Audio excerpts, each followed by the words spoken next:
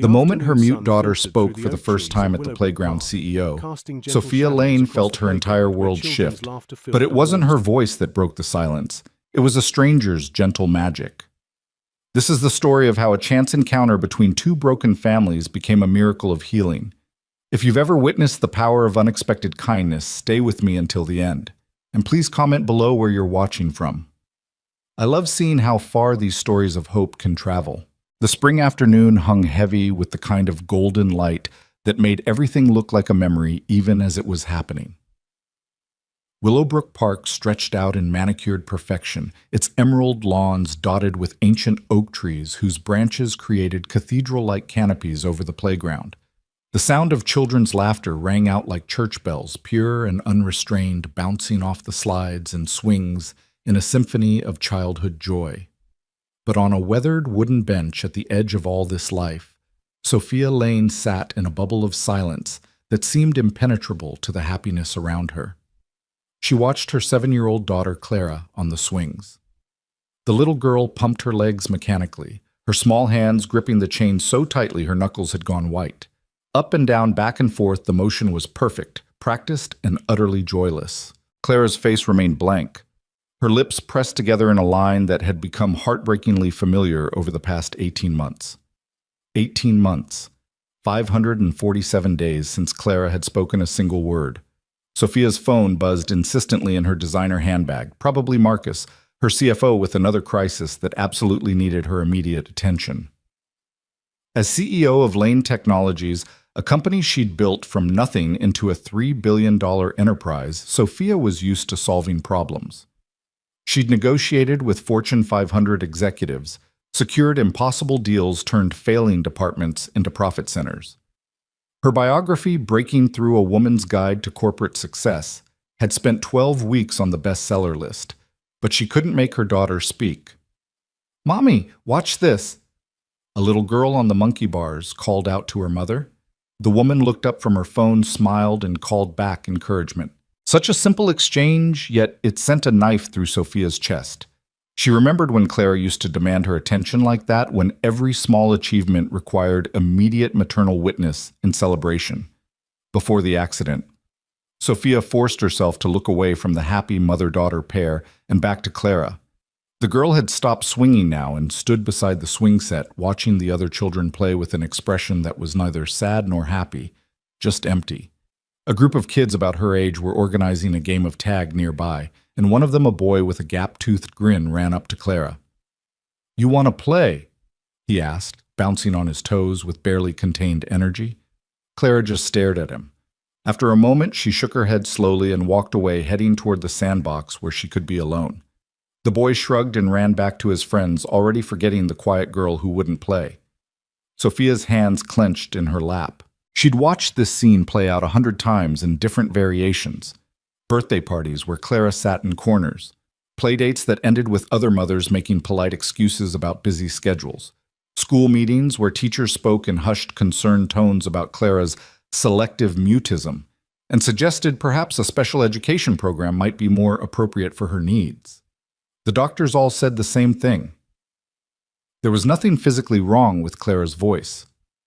The trauma of losing her father had simply locked something inside her, and only time would tell if she would choose to speak again. Choose as if a 7-year-old was making a conscious decision to live in silence. Sophia had tried everything. The best child psychologist money could buy. Art therapy, play therapy, equine therapy. She'd taken a 3-month sabbatical from her company, something the board of directors had barely tolerated. She'd moved them from their high-rise penthouse to a house in the suburbs, thinking maybe Clara needed a yard, a neighborhood normalcy. She'd hired speech therapists who came with impressive credentials and left with apologetic shrugs. Nothing worked. "Beautiful day, isn't it?" The voice startled Sophia from her thoughts. A man had sat down on the opposite end of the bench, though she hadn't heard him approach. He was perhaps 35, with the kind of comfortable dishevelment that suggested he'd dressed by grabbing whatever was clean, rather than making conscious fashion choices. His khaki pants had a small stain near the knee, juice box accident most likely, and his polo shirt was the kind of faded blue that came from too many washes rather than designer distressing. "Yes," Sophia replied curtly. not in the mood for small talk with strangers. She'd perfected the art of polite dismissal in countless business meetings, and she employed it now, turning slightly away and pulling out her phone as a clear signal that the conversation was over. But the man didn't take the hint, or rather he seemed to take it and consciously choose to ignore it. "That your daughter, the one in the purple dress by the sandbox?" Sophia's maternal instincts sharpened. She looked at him more carefully now, assessing threat levels the way she'd learned to do since becoming a single mother. But his expression was mild, almost absent-minded, and his attention wasn't actually on Clara but on a little girl who was racing toward them at full speed, pigtails flying behind her like victory banners. "Daddy, Daddy, you have to come see. There's a butterfly that's literally the size of my whole hand, and it's orange and black. And I think it might be a monarch because we learned about those in science, but it could also be something else. And you need to come right now before it flies away." The words tumbled out in one long breath, and the girl she looked about Clara's age grabbed her father's hand and pulled with impressive determination for someone who couldn't weigh more than 50 pounds. The man laughed a warm, rumbling sound. "Slow down, Maya. Butterflies don't respond well to stampedes." "But, Daddy..." I know. Literally the size of your hand. Lead the way, butterfly detective." As he stood to follow his daughter, he glanced at Sophia with a smile that was somehow both apologetic and inviting. "She narrates the world," he said simply. "Sometimes I think she's afraid that if she stops talking, everything will disappear." Then he was gone, pulled into his daughter's orbit of enthusiasm, leaving Sophia alone with the echo of his words. She watched them inspect the butterfly, the father crouching down to his daughter's level, listening with genuine interest as she explained her theory about wing patterns and migration routes, with the confidence of someone who had watched a single nature documentary and now considered herself an expert. Clara had wandered closer to them, drawn, perhaps by Maya's animated gestures. She stood about 10 feet away, partially hidden behind a tree, watching. Sophia held her breath. Sometimes Clara showed interest in other children, though she never approached them. It was like watching a deer at the edge of a meadow, ready to bolt at the slightest wrong move. Maya noticed Clara first. Without any hesitation, she waved enthusiastically. "Hi, do you want to see the butterfly?" "It's right there on that flower. And I'm pretty sure it's drinking nectar, which is basically butterfly food. And did you know their tongues are called proboscises, which is probably the best word ever invented?" Clara didn't move. She didn't speak. But, and Sophia's heart jumped. She didn't run away either. The man, Daniel. Sophia had heard Maya call him, glanced at Clara, and then with a subtle understanding that surprised Sophia, he spoke to his daughter quietly. "Remember what we talked about, Maya? Sometimes people like to watch before they join." "Oh, right." Maya nodded sagely. Then, in what was clearly meant to be a whisper, but carried clearly across the playground. "Is she shy, Daddy? Maybe she just likes to think before she talks." Daniel replied, his voice carrying a gentle correction. "Unlike someone I know who talks while she thinks, and sometimes before she thinks, and occasionally instead of thinking." Maya giggled. "That's me." She turned back to Clara. "You can think all you want. The butterfly isn't going anywhere. It really likes this flower."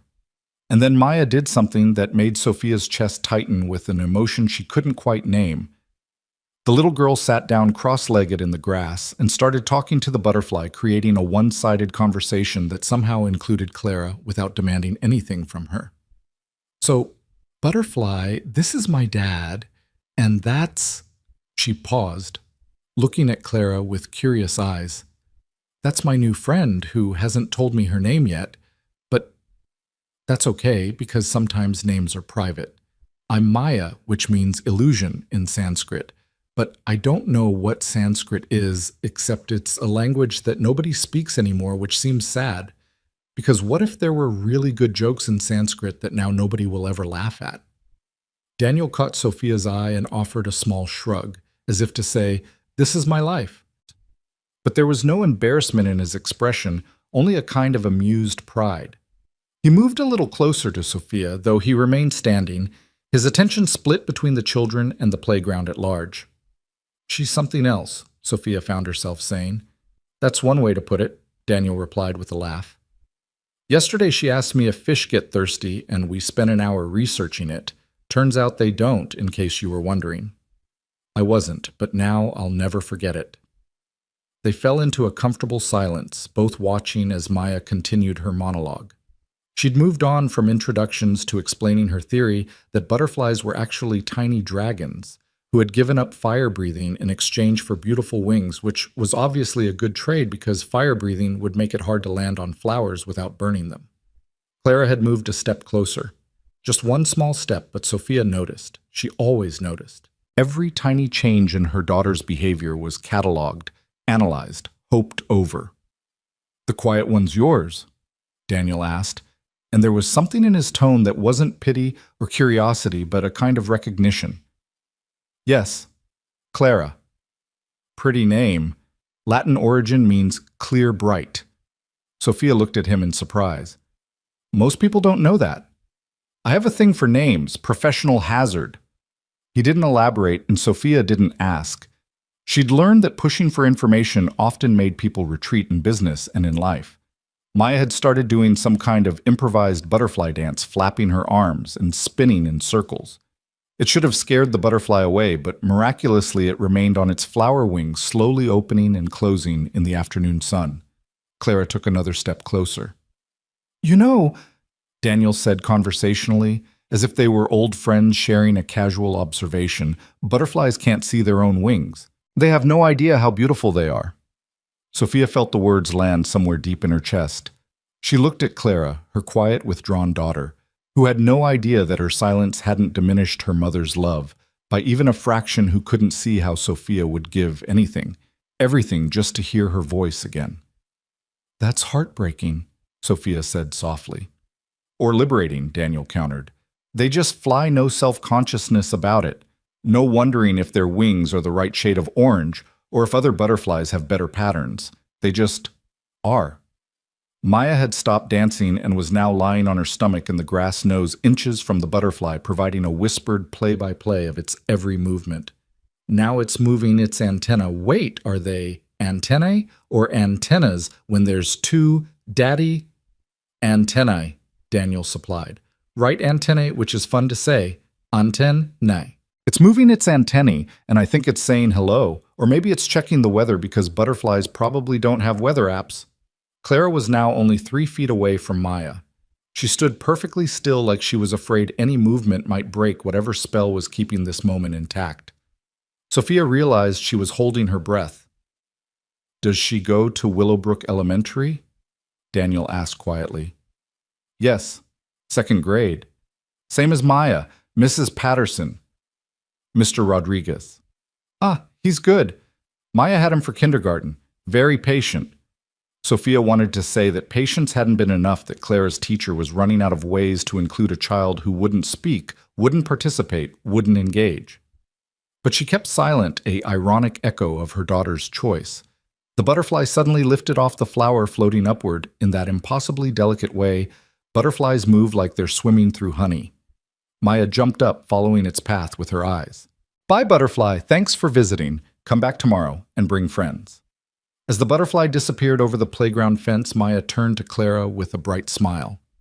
"Did you see how its wings caught the light like stained glass windows, but alive? I bet if we came here every day at the same time, we'd see it again. Butterflies are creatures of habit. I learned that from a book. Do you like books?" Clara looked at Maya for a long moment. Then slowly, deliberately, she nodded. It was such a small gesture, but Sophia felt tears prick her eyes. Clara hadn't responded to a direct question from another child in months. The therapist called it selective mutism, an anxiety disorder that locked away a child's voice in certain social situations. But Sophia just called it heartbreak, the kind that was too big for a 7-year-old body to contain. "I love books," Maya exclaimed, apparently delighted by this nonverbal communication. "My favorite right now is about a girl who can talk to animals, but only to the ones nobody likes, like pigeons and rats and mosquitoes, which seems unfair, but also interesting because those animals probably have the best stories since nobody ever listens to them." She paused, tilting her head at Clara with curious eyes that held no judgment, only interest. "Do you want to play on the swings?" "We don't have to talk." Sometimes swinging is better without words anyway, because the wind makes its own sounds. Clara looked back at Sophia, seeking permission or reassurance, or maybe just confirming that her mother was still there, still watching, still her anchor in a world that had become unpredictable and scary. Sophia smiled and nodded, trying to convey with her expression that it was okay that she could try, that nothing bad would happen. Clara turned back to Maya and nodded again. Great. Maya grabbed Clara's hand without hesitation, and Sophia watched her daughter stiffen for a moment before slowly relaxing. I know the best swings. Not the baby ones with the backs, those are for babies, obviously, but not the ones by the basketball court either, because the big kids hog those. The perfect ones are by the oak tree because you can pretend the branches are clouds and you're flying through the sky. As Maya led Clara away, chattering about cloud types and flying techniques, Daniel moved to sit on the bench, maintaining a respectful distance from Sophia. She doesn't usually, Sophia started, then stopped, unsure how to explain that her daughter hadn't voluntarily interacted with another child in over a year. Maya has that effect, Daniel said simply. She doesn't notice the walls people put up, so she walks right through them. They watched as the girls reached the swings. Maya was demonstrating her cloud flying technique, which seemed to involve leaning back as far as possible and letting her hair trail in the air behind her. Clara watched intently, and then, miraculously, she climbed onto the swing beside Maya. Can I ask? Sophia hesitated. Is it just you and Maya? Daniel's expression shifted slightly, a shadow passing over his features before he smiled. 3 years now. Her mom decided motherhood wasn't for her, moved to Portland to find herself, sends a card on Maya's birthday sometimes. I'm sorry. Don't be. Maya and I do all right. Better than all right, actually, though I could do with fewer butterfly facts at 6 in the morning. Sophia laughed, surprising herself. When was the last time she'd laughed at a playground? When was the last time she'd had an actual conversation with another parent that wasn't about Clara's condition or filled with awkward pauses and pitying looks? What about you? Daniel asked. If you don't mind me asking. Sophia did mind usually. The story of David's death was not playground conversation, but something about Daniel's easy manner, the way he'd shared his own loss without drama or self-pity, made her want to reciprocate. Car accident 18 months ago. Clara was in the car. She didn't need to say more.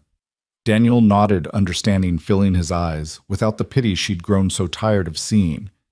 That's a heavy load for someone so small, he said quietly. She hasn't spoken since. The words hung in the air between them. Sophia waited for the usual responses, the suggestions of therapists, the stories of other children who'd eventually talked again, the reassurances that everything would be fine.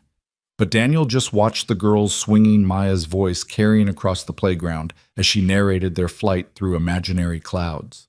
Look, Maya was saying, if you lean back right, when you're at the highest point, you can see the whole sky upside down, and it looks like an ocean. Try it. Clara leaned back tentatively, her long hair streaming behind her.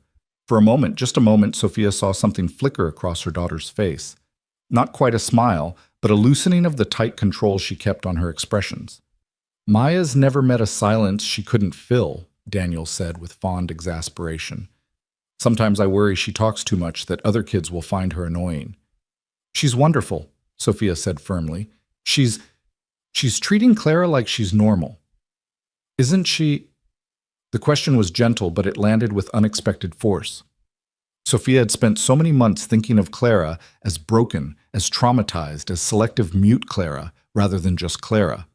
When had her daughter become a diagnosis rather than a person? I didn't mean, I know, Daniel said.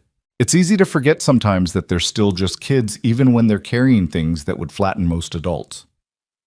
On the swings, Maya was teaching Clara a counting game, something about pumping your legs in rhythm with prime numbers, which seemed unnecessarily complicated, but Clara was watching Maya's legs intently, trying to match her rhythm. She's in the purple dress, the quiet one watching everything? Daniel asked suddenly. Yes, that's Clara, he nodded thoughtfully. Maya mentioned her a few weeks ago. Said there was a girl in another class who ate lunch alone but always had the prettiest lunchbox, the one with stars on it. Sophia's throat tightened. That's hers. Her father bought it for her right before. She couldn't finish the sentence, but Daniel didn't need her to. Maya asked if she could sit with her once. She said Clara looked at her for a long time and then moved over to make room. They didn't talk, Maya said, but they sat together. She was very proud of herself for being quiet for a whole 7 minutes, which is apparently a personal record. Clara never mentioned, well, she wouldn't, but she also didn't show any signs that anything different had happened that day. Maybe nothing did happen from Clara's perspective. Maybe it was just lunch. But Sophia knew better. Clara had been eating alone since she'd returned to school after the accident. The fact that she'd let another child sit with her even in silence was huge. The girls had stopped swinging and were now engaged in some sort of game that involved Maya talking and gesturing while Clara nodded or shook her head. It looked like 20 questions if one player provided all the commentary for both sides. Is it bigger than a bread box? You're nodding, so yes. Is it alive? No, but was it ever alive? That's a tricky question. Good head tilt. I'll take that as a maybe. She's extraordinary, Sophia said, watching Maya's animated performance. She's exhausting, Daniel corrected with a laugh. But yes, also extraordinary. Yesterday she convinced me that we needed to leave cookies out for the neighborhood cats because they might be secret agents and we want to stay on their good side. Sound logic. That's what I thought, though my neighbors probably think I'm insane leaving cookies on the fence posts. They fell into comfortable silence, both watching their daughters. The afternoon sun was starting to slant golden through the trees, casting long shadows across the playground. Other families were beginning to pack up, heading home for dinner and homework and bedtime routines. We should probably go soon, Sophia said reluctantly. Clara usually started getting anxious as the playground emptied, as if the departing children were taking all the safety with them. Us too. Maya has a very strict schedule of chaos that includes dinner, bath, 3 stories, 2 songs, and 1 made-up adventure before bed. Sounds exhausting. Every single night, but she sleeps like the dead after, so it's worth it. Daniel stood and called out, Maya, 5-minute warning. But Daddy, we just figured out that Clara's thinking of a unicorn, and we haven't guessed what color it is yet.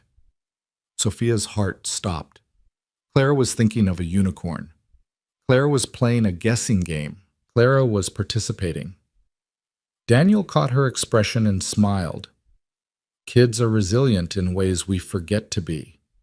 Maya ran over Clara, trailing behind more slowly. Daddy, can Clara come to our house sometime? I want to show her my rock collection and my books and Mr. Whiskers.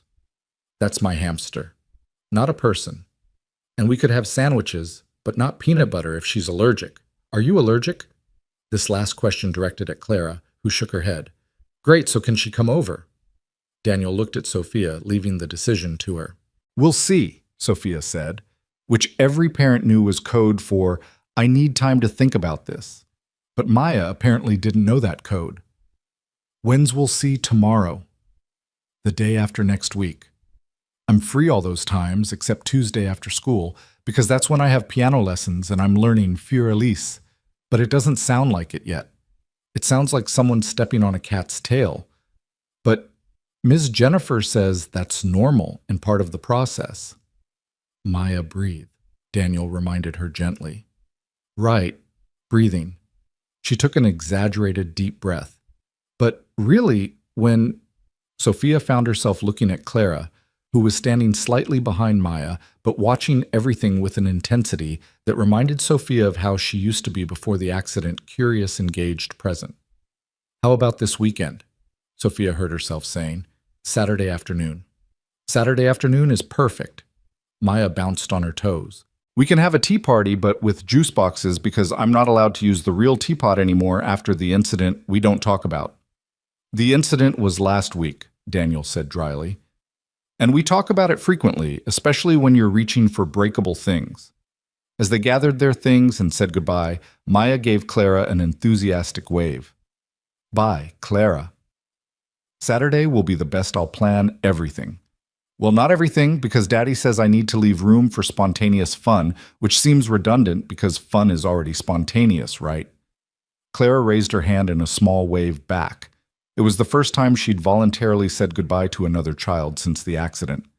As they walked to their cars, Sophia found herself fighting tears.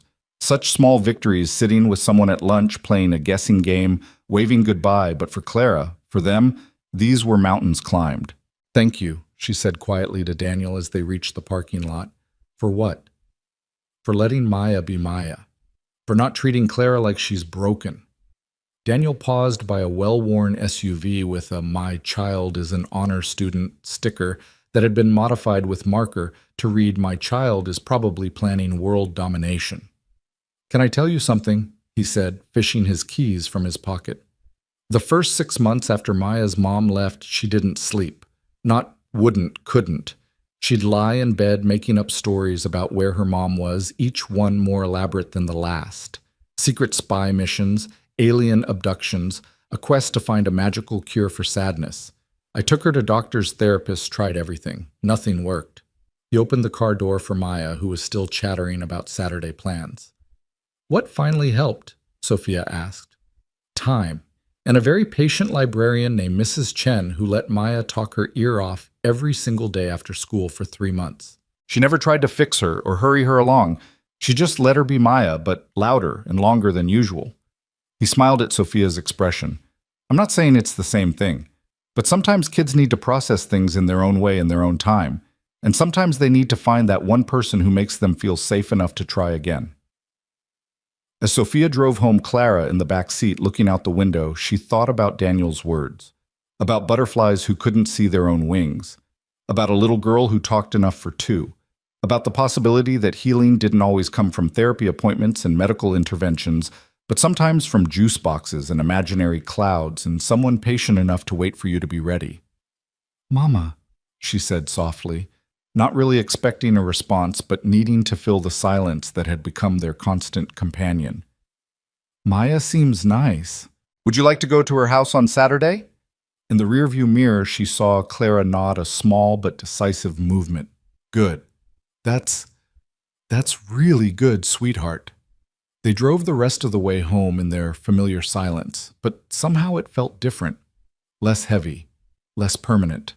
Like maybe it was just a pause in the conversation rather than an ending. That night, as Sophia tucked Clara into bed, she noticed something different about her daughter's expression. Not happiness exactly, but a kind of alertness, like she was listening for something just beyond hearing. It was the same look she used to get on Christmas Eve, full of anticipation for possibilities. "Sweet dreams, my love," Sophia whispered, kissing Clara's forehead.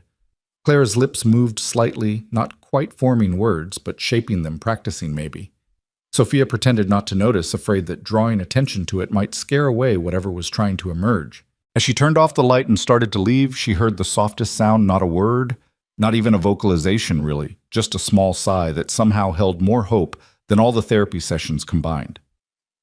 Saturday couldn't come fast enough. The week crawled by with agonizing slowness. Sophia found herself distracted at work, her mind drifting during board meetings to replay those moments at the playground. Her assistant Patricia, a woman who'd been with her since the startup days, noticed immediately. "You seem different," Patricia said Thursday morning, bringing in Sophia's coffee. "Less coiled. Coiled like a spring wound too tight, ready to either bounce or snap." Patricia had never been one to mince words, which was why Sophia valued her. "This week you seem more like a normal person with stress rather than a stress ball shaped like a person." "Clara made a friend," Sophia said simply. Patricia's face lit up. She'd been there through everything David's death. Clara's silence, the endless appointments and interventions. She'd fielded calls from reporters who wanted to do stories about the tragic tech CEO, had rescheduled countless meetings. When Clara needed Sophia, had never once complained about the chaos that had overtaken their once orderly corporate life. "That's wonderful. Really wonderful. We're going to her house on Saturday for a play date." The word felt foreign on Sophia's tongue. When was the last time Clara had been on a play date? "Do you need me to?" "No, I'm going to stay. The father will be there too. He seems to understand about Clara." Patricia raised an eyebrow but said nothing. Sophia knew that look. It was Patricia's "I have thoughts, but I'm choosing not to share them" expression. "What?" "Nothing. Just, it's good to see you letting someone in, both of you." Before Sophia could respond, her phone buzzed with an email marked urgent, and the moment passed. But Patricia's words lingered. Friday night, Clara actually ate dinner, most of it anyway. She'd been picking at her food for months, eating just enough to keep the doctors from worrying too much. But tonight she finished her chicken, most of her vegetables, and even asked for seconds on the rice. Well asked in her way, pointing at the rice and then at her plate. After dinner, Sophia found Clara in her room laying out clothes on her bed. 3 different outfits were arranged with careful precision: her favorite purple dress, the one she'd worn to the playground, a pair of jeans with a butterfly shirt. When had she gotten that, and a yellow sundress that had been a gift from David's mother? Trying to decide what to wear tomorrow? Sophia asked from the doorway. Clara nodded, her brow furrowed in concentration. She pointed at each outfit in turn, then looked at Sophia questioningly. I think the butterfly shirt, since Maya likes butterflies. Clara considered this, then nodded decisively and began putting the other clothes away. Such a normal moment, a girl choosing clothes for a play date, but Sophia had to turn away to hide the tears that threatened to fall. That night, Sophia lay awake thinking about the strange turn their lives had taken. A chance encounter at a playground, a father and daughter who didn't treat them like they were damaged, the possibility of something she'd almost stopped believing in: normalcy, or at least a version of it. Saturday arrived gray and drizzly, the kind of weather that usually kept them inside. Sophia worried Clara might use it as an excuse to cancel, but she was up and dressed in her butterfly shirt by 8 a.m., a full 3 hours before they needed to leave. Someone's excited, Sophia said, finding Clara in the living room, her shoes already on, sitting by the window. Clara turned to look at her, and for a moment, just a fleeting second, Sophia could have sworn she saw the ghost of a smile. The drive to Maya and Daniel's house took them to a part of town Sophia rarely visited, older neighborhoods with mature trees and houses that had personality, rather than perfect landscaping. Daniel's house was a 2-story craftsman with a wraparound porch and a yard that looked well-loved rather than well-maintained. There was a tire swing hanging from a massive maple tree and what appeared to be a fairy garden taking over one corner of the front yard. Maya must have been watching for them because the front door burst open before they'd even reached the porch. You're here. I've been waiting for literally hours.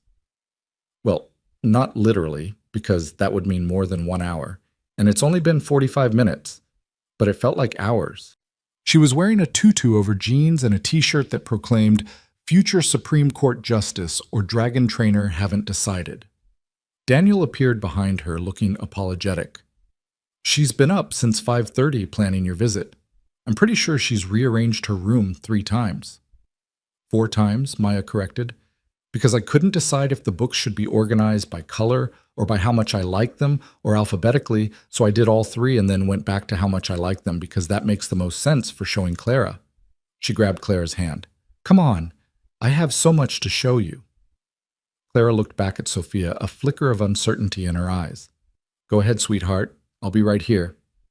Daniel stepped aside to let the girls pass Maya, already launching into a detailed tour commentary. So this is the living room where we watch movies and build forts, and that's the kitchen where Daddy burns toast every morning. I don't burn it, I make it extra crispy, Daniel called after them. And these are the stairs that I'm not allowed to slide down on my sleeping bag anymore after the incident we definitely don't talk about.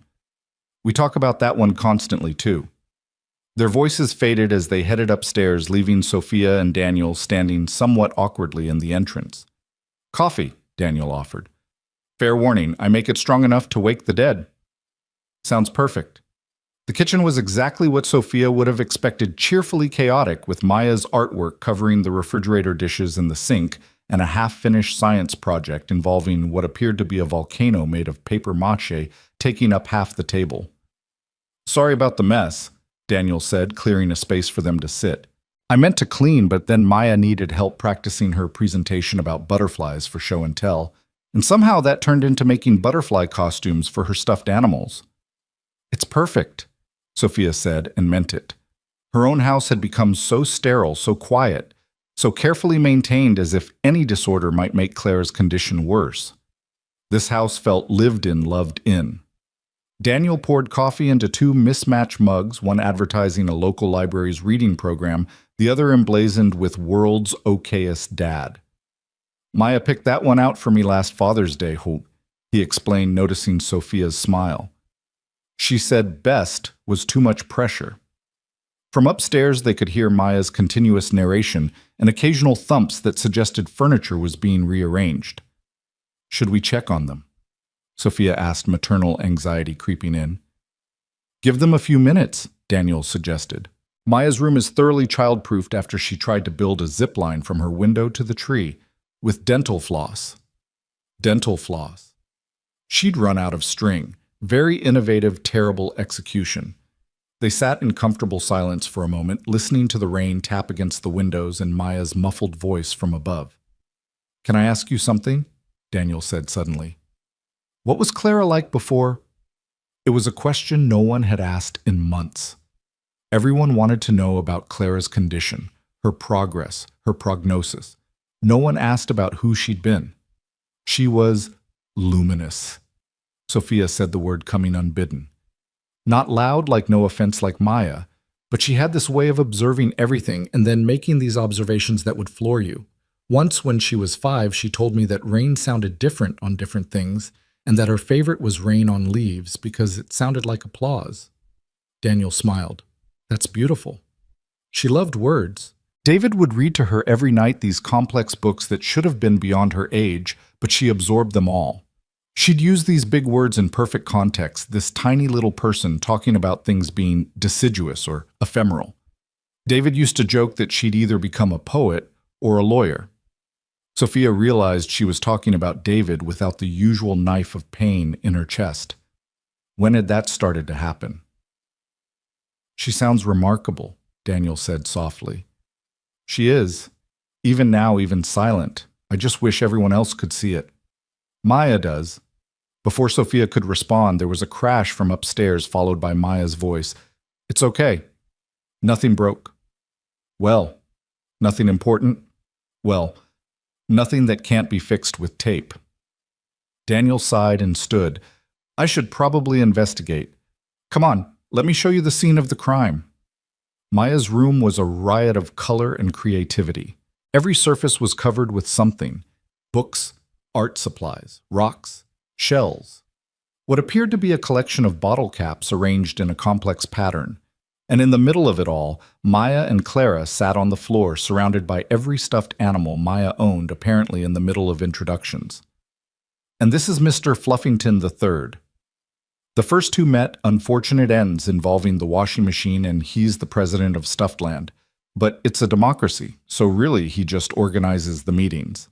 Clara was holding a well-loved teddy bear, carefully adjusting its bow tie while Maya narrated.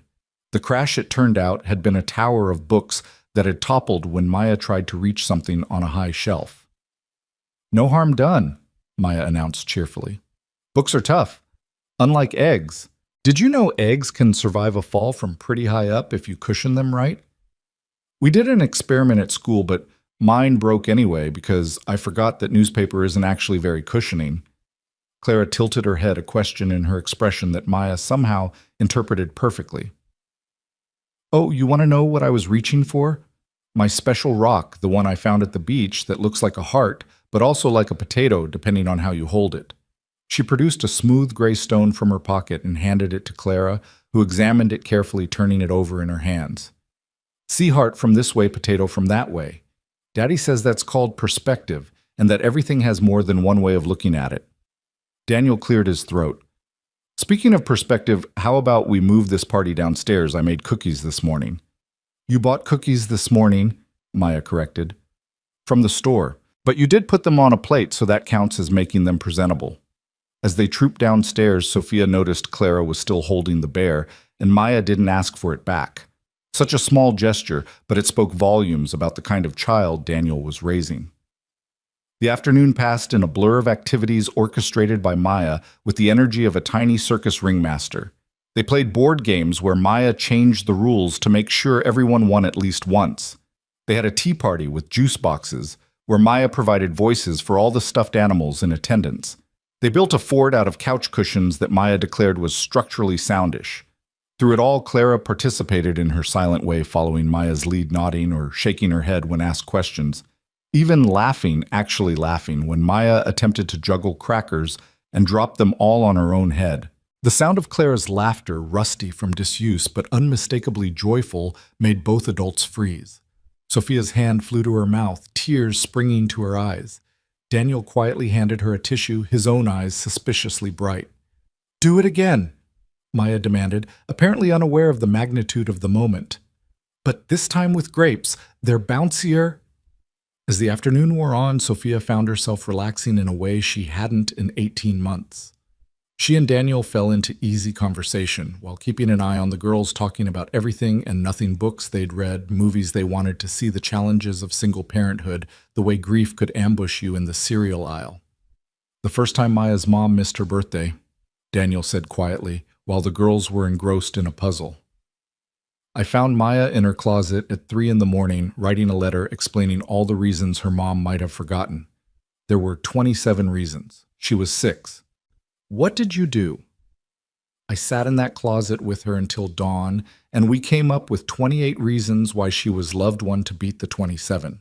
Then we had birthday cake for breakfast." "That's beautiful." "It was a disaster.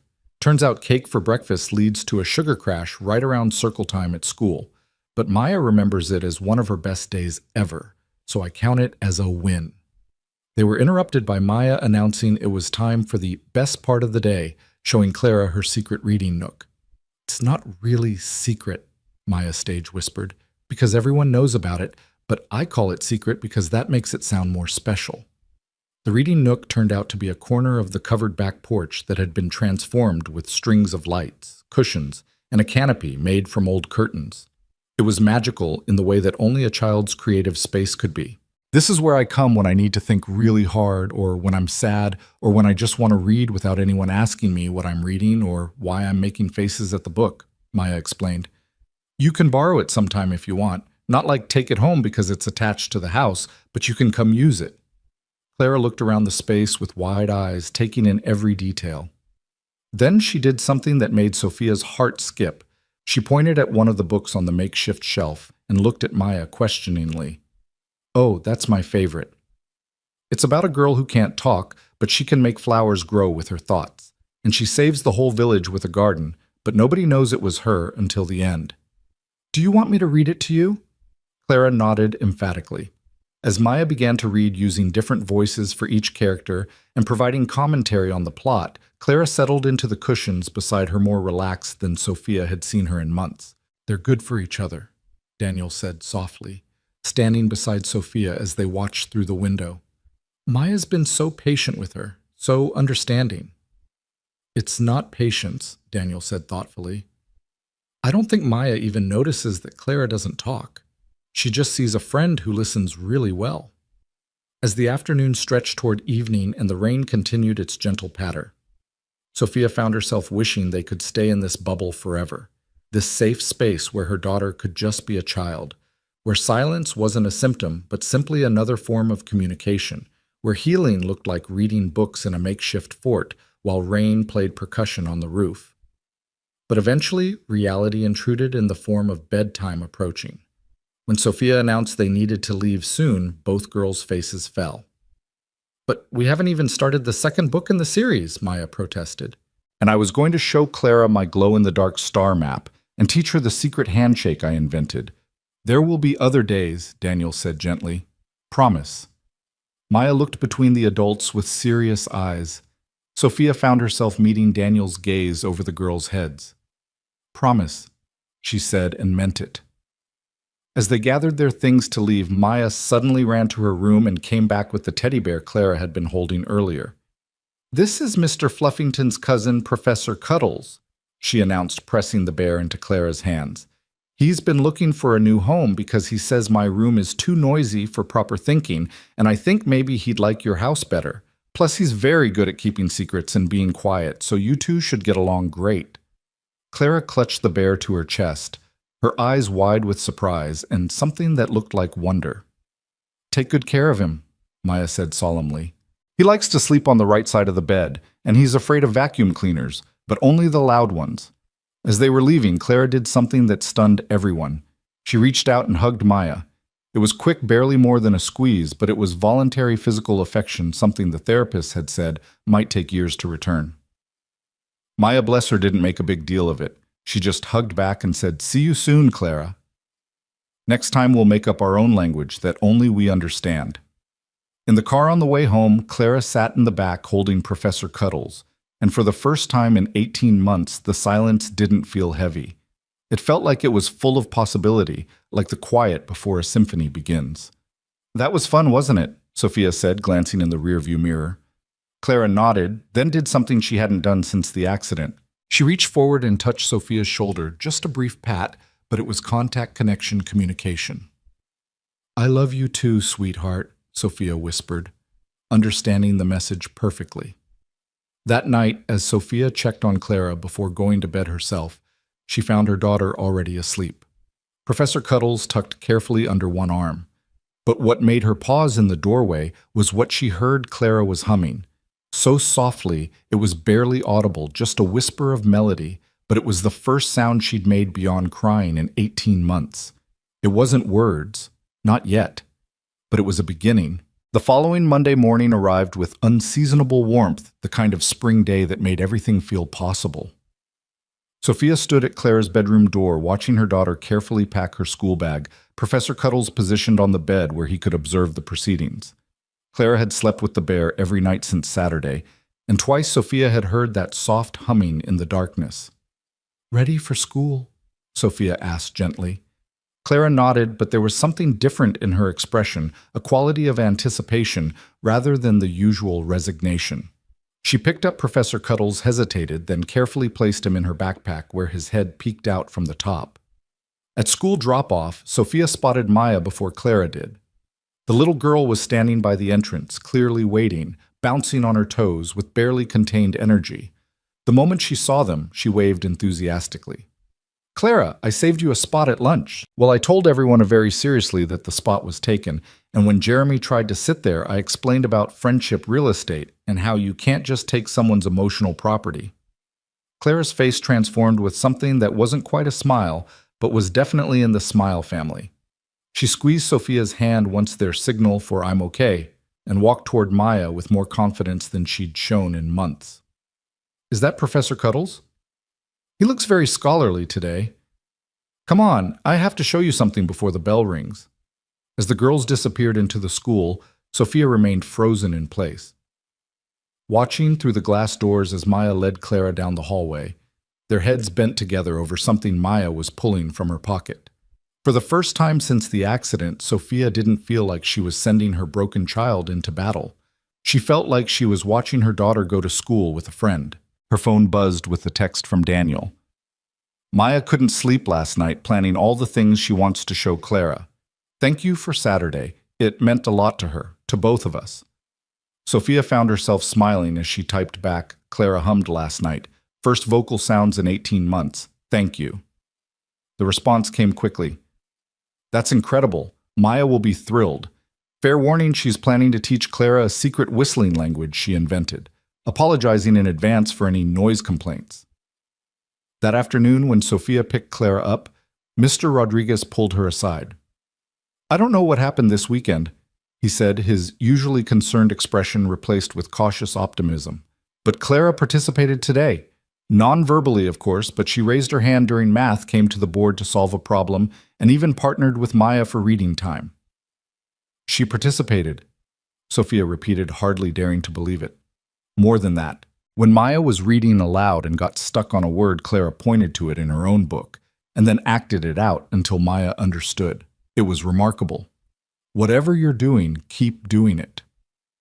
What she was doing, Sophia reflected as she watched Clara and Maya say goodbye with their elaborate hand signals, was nothing more than letting her daughter be a child with another child who didn't see her silence as something to be fixed.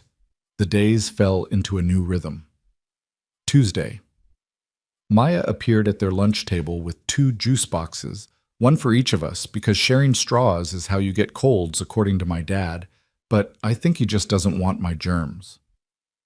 Wednesday. Clara voluntarily joined Maya's reading group, sitting close enough that their shoulders touched. Thursday.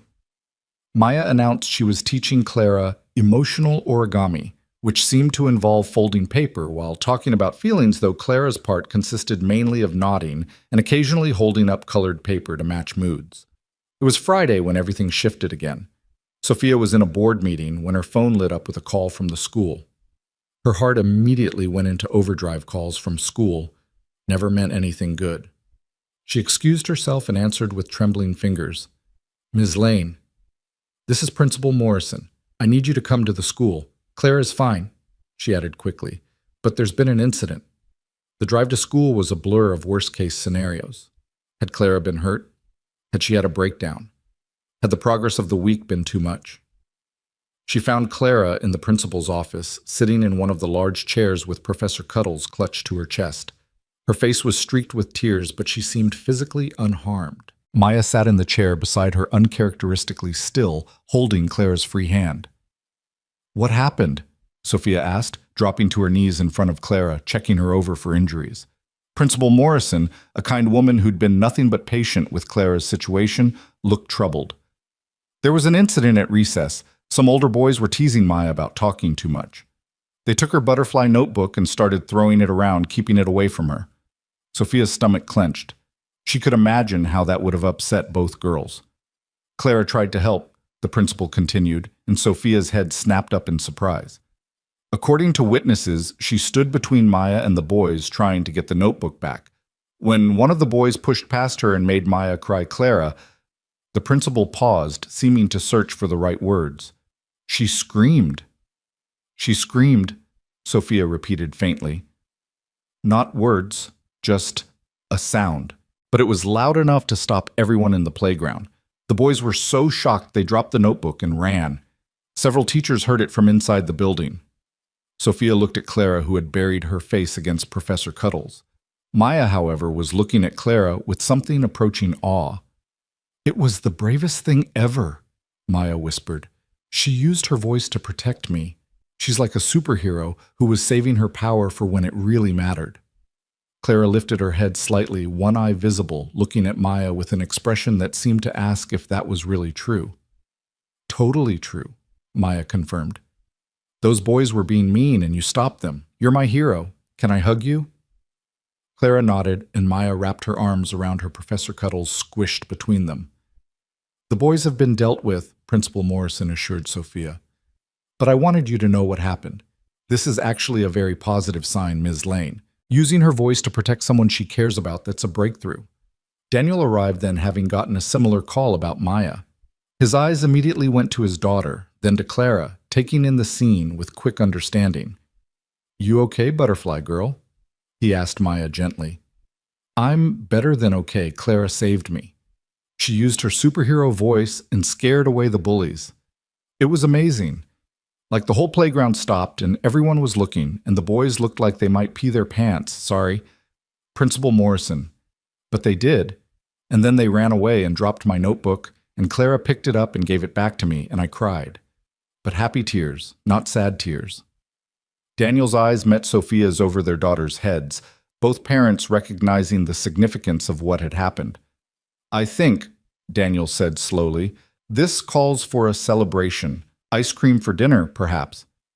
"Ice cream isn't dinner," Maya said automatically, then brightened. "But it could be dessert before dinner, which is basically reverse eating, and that sounds fun." They ended up at a small ice cream parlor downtown. The four of them squeezed into a booth, Maya regaling them with increasingly dramatic retellings of Clara's heroics, while Clara slowly ate her strawberry ice cream, occasionally nodding when Maya looked to her for confirmation. "And then it was like the whole world stopped," Maya was saying, gesturing with her spoon and flinging drops of chocolate ice cream. "Like in movies when something really important happens and everything goes slow motion, except it wasn't slow, it was just quiet after Clara's voice." Clara ducked her head, but Sophia caught the tiny pleased smile that flickered across her face. "You know what I think," Daniel said, wiping chocolate off Maya's nose. "I think Clara's voice was just waiting for the right moment to come back, and protecting a friend. That's about the best reason I can think of." Clara looked up at him, then at Maya, then at her mother. Her mouth opened slightly, as if she wanted to say something, but no words came. Instead, she reached over and squeezed Maya's hand. "I know," Maya said, as if Clara had spoken. "You'd do it again. That's what friends do." As they were leaving the ice cream parlor, Maya suddenly stopped. Oh, I almost forgot tomorrow is Saturday, which means play date, right. The adults exchanged glances. They hadn't actually made plans, but it seemed to be assumed. If that works for you, Daniel said to Sophia. Please, please, please, Maya added, bouncing again. I promise I'll clean my room. Well, I'll move things around so it looks cleaner. Well, I'll at least make a path from the door to the bed. How can we refuse such a generous offer? Sophia laughed. That night, as Sophia was preparing Clara's bath, she heard it again, the humming. Louder this time, more confident. It almost sounded like a tune she recognized something from one of the Disney movies Clara used to love. That's pretty, sweetheart, she said casually, not wanting to make too big a deal of it. Clara stopped immediately, but when Sophia glanced at her, she didn't look scared or withdrawn. She looked thoughtful, like she was considering something important. The next morning arrived bright and clear, and Clara was up and dressed before Sophia even had coffee brewing. She'd chosen her clothes herself, jeans and a t-shirt with a rainbow on it that she hadn't worn since before the accident. Professor Cuddles was already positioned by the door, ready for the journey. Someone's eager, Sophia observed, and Clara actually smiled a real unmistakable smile. When they arrived at Daniel and Maya's house, Maya was literally standing on the porch, bouncing her father's hands on her shoulders in what appeared to be an attempt to keep her earthbound. Finally, I've been waiting for 20 whole minutes, which is like 100 minutes in kid time. Come on, I have something to show you. She grabbed Clara's hand and started pulling her toward the backyard, calling over her shoulder, Dad made lemonade, but I helped by not helping, because apparently that's sometimes the best way to help. In the backyard, Maya had set up what could only be described as an obstacle course made entirely of household items. There were pillows to jump over, hula hoops to step through, and a tunnel made from cardboard boxes. It's an adventure course, Maya announced proudly. Each obstacle represents overcoming something, like the pillows are jumping over sadness, and the tunnel is crawling through hard times, and the hula hoops are, well, they're just fun. Not everything has to be a metaphor, right? For the next hour, the girls navigated the course repeatedly, with Maya adding new challenges, and Clara gamely following along, even adding a few modifications of her own, pointing to suggest they go backwards through the tunnel, demonstrating that they should hop on one foot between the hoops. Sophia and Daniel watched from the deck cups of coffee, warming their hands. She's creative, Sophia said, watching Maya turn the entire course into a story about rescuing stuffed animals from a dragon. That's one word for it, Daniel agreed. Yesterday, she convinced me that spaghetti would taste better if we ate it with chopsticks. Took us an hour to finish dinner, but she wasn't wrong, it was more fun. They fell into comfortable silence, broken only by Maya's narration and the occasional giggle from Clara. Actual giggles, each one a small miracle. Can I ask you something personal? Daniel said suddenly. Sophia tensed slightly but nodded. How do you do it? Run a major company while dealing with everything else. I can barely manage my job at the music therapy center, and that's with flexible hours. You're a music therapist, Sophia asked, surprised. You mentioned it before, but I didn't realize. Part-time. I also teach piano lessons and do some composing on the side. Nothing glamorous, but it pays the bills and lets me be there for Maya. That's why you understood, Sophia said, pieces clicking into place. About Clara, about selective mutism. I've worked with a few kids with similar issues. Never my own kid, though. That's got to be a whole different level of hard. Some days I feel like I'm drowning, Sophia admitted, surprising herself with the honesty. Like, no matter what I do, it's not enough. The company needs me, Clara needs me, and there's only one of me. And what do you need? The question caught her off guard. When was the last time someone had asked her that? When was the last time she'd asked herself, I don't know, she said quietly. I haven't thought about what I need in a very long time. Their conversation was interrupted by Maya announcing it was time for Phase 2 of the playdate, which apparently involved a talent show where the stuffed animals would perform. Professor Cuddles can go first since he's the guest, Maya declared, and then proceeded to provide his voice as he performed what she called interpretive dance, but looked more like Maya waving the bear around randomly. Then something remarkable happened. When it was Clara's turn to make one of the stuffed animals perform, she picked up a small rabbit. and instead of waiting for Maya to provide the voice, she made the rabbit bow.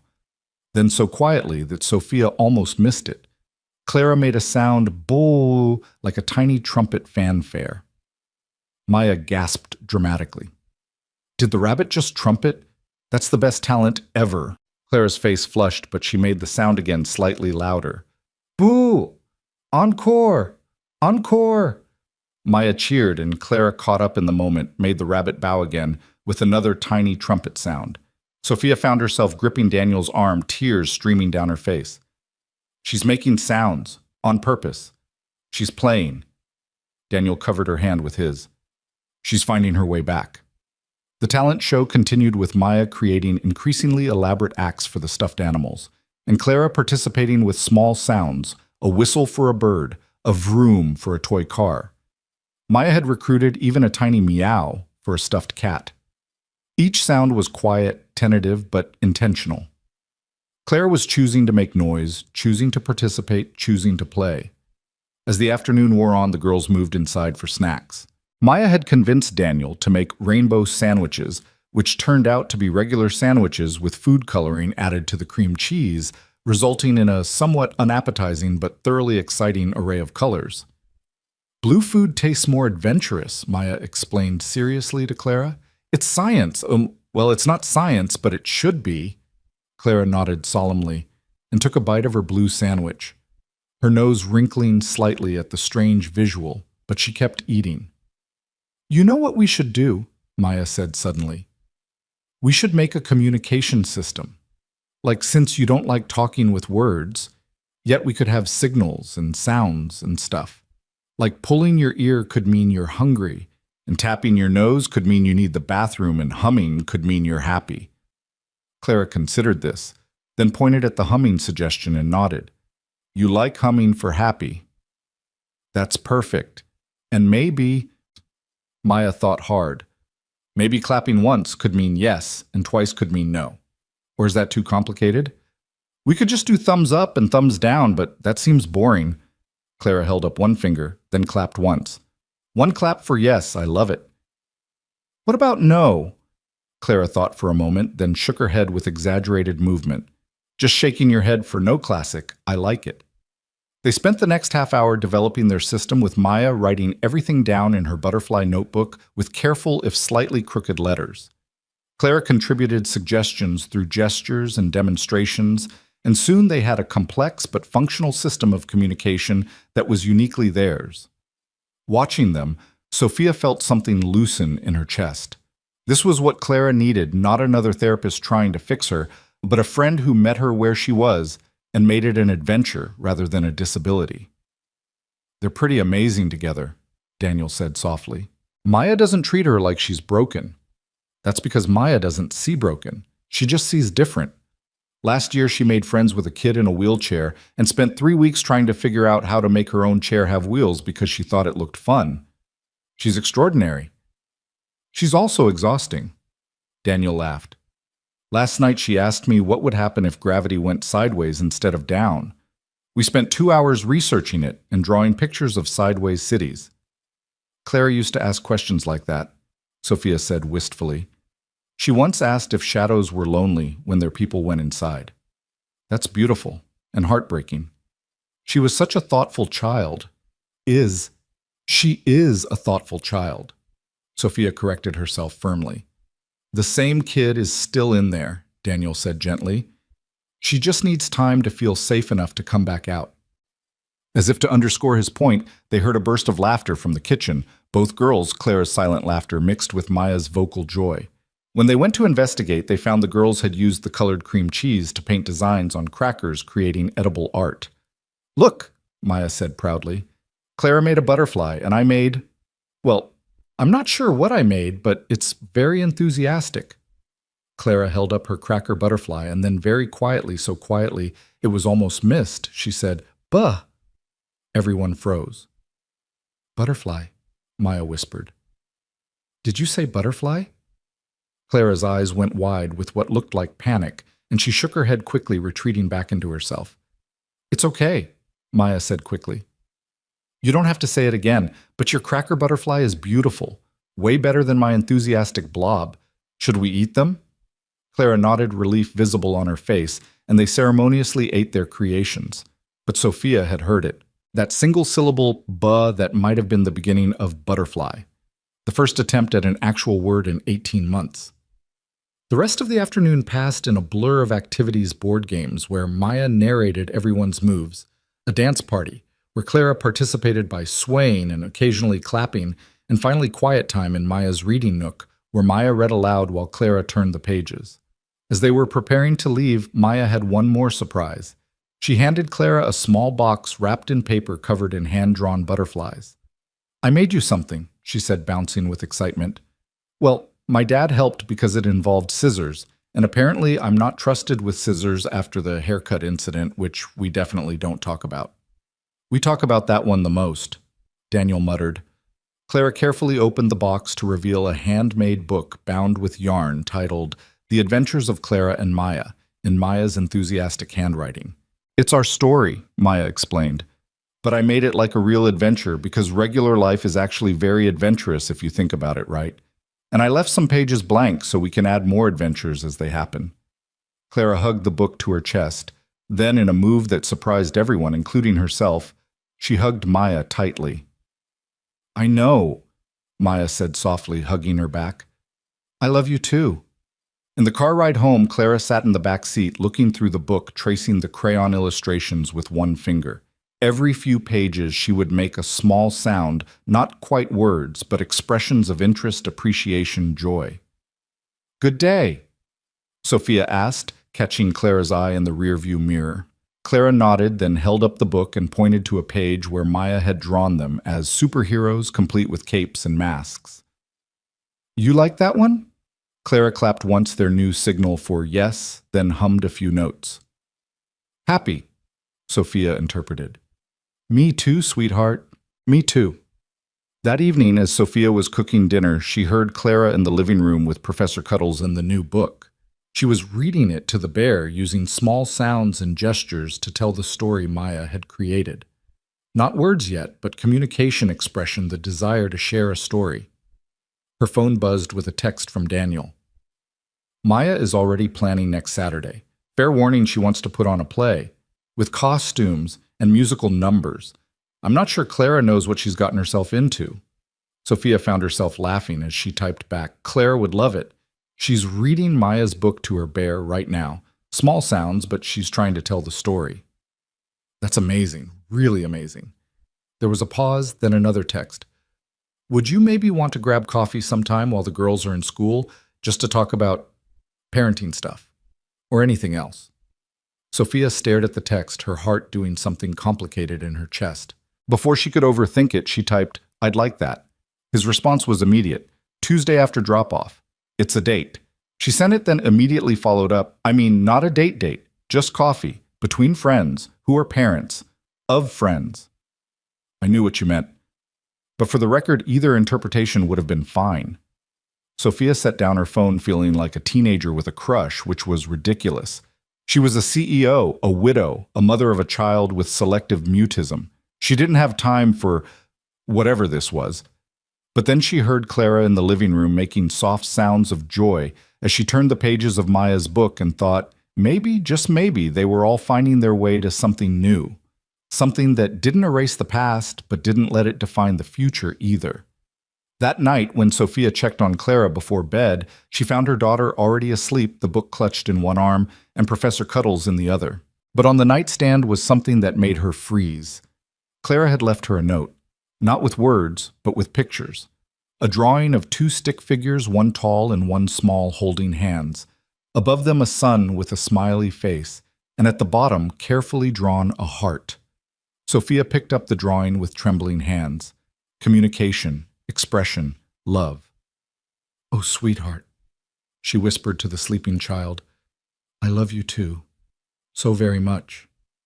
As she turned to leave, she heard it soft but clear in the quiet room. Clara in her sleep said a single word, "Mama." Sophia pressed her hand to her mouth, tears streaming down her face. One word. One perfect, precious word spoken in the safety of sleep, but spoken nonetheless. Progress wasn't always linear, the therapist had warned. There would be good days and bad days, steps forward and steps back. But standing in her daughter's doorway, listening to her breathing and holding the picture Clara had drawn, Sophia felt something she hadn't felt in 18 months. Hope. Real, tangible, beautiful hope. The Tuesday morning coffee date arrived faster than Sophia expected. She changed outfits 3 times before settling on something that said professional but approachable, rather than trying too hard or gave up completely. The fact that she was overthinking coffee with another parent should have been amusing, but her hand still shook slightly as she parked outside the small cafe Daniel had suggested. He was already there, sitting by the window with 2 cups in front of him, reading what appeared to be sheet music. He looked up when the bell above the door chimed, and his smile was warm enough to settle some of the butterflies in her stomach. "I ordered you a latte," he said as she sat down. "Maya informed me very seriously this morning that Clara's mom drinks lattes because she saw you with one at pickup. If that's wrong, blame my 7-year-old intelligence network." "It's perfect," Sophia laughed, wrapping her hands around the warm cup, though slightly concerning that Maya is that observant. She notices everything. Last week she told me Mrs. Patterson was sad because she was wearing her sad cardigan instead of her happy cardigan. Turns out she was right. Mrs. Patterson's cat was sick. "Clara used to be like that," Sophia said, then caught herself. "Is like that. She still notices everything, she just processes it differently now." "Tell me about it," Daniel said, and something in his tone made it clear he really wanted to know, not just making polite conversation. So Sophia did. She talked about Clara's sleep-talking the single mama that had echoed in her mind for days. She talked about finding Clara reading to her stuffed animals with sounds and gestures. She talked about the morning she'd caught Clara humming in the shower, how she'd stood frozen outside the bathroom door, afraid to move and break whatever spell had made her daughter feel safe enough to make music. "Music is powerful," Daniel said thoughtfully. "In my work, I see kids who can't speak but can sing, kids who can't remember their address but know every word to songs from years ago. The brain processes music differently than speech." "Is that why Maya sings everything?" Daniel laughed. "Maya sings because Maya believes life should be a musical. But yes, I probably encouraged it more than most parents would. When she was dealing with her mom leaving, she'd make up songs about her feelings. Couldn't talk about them, but she could sing them."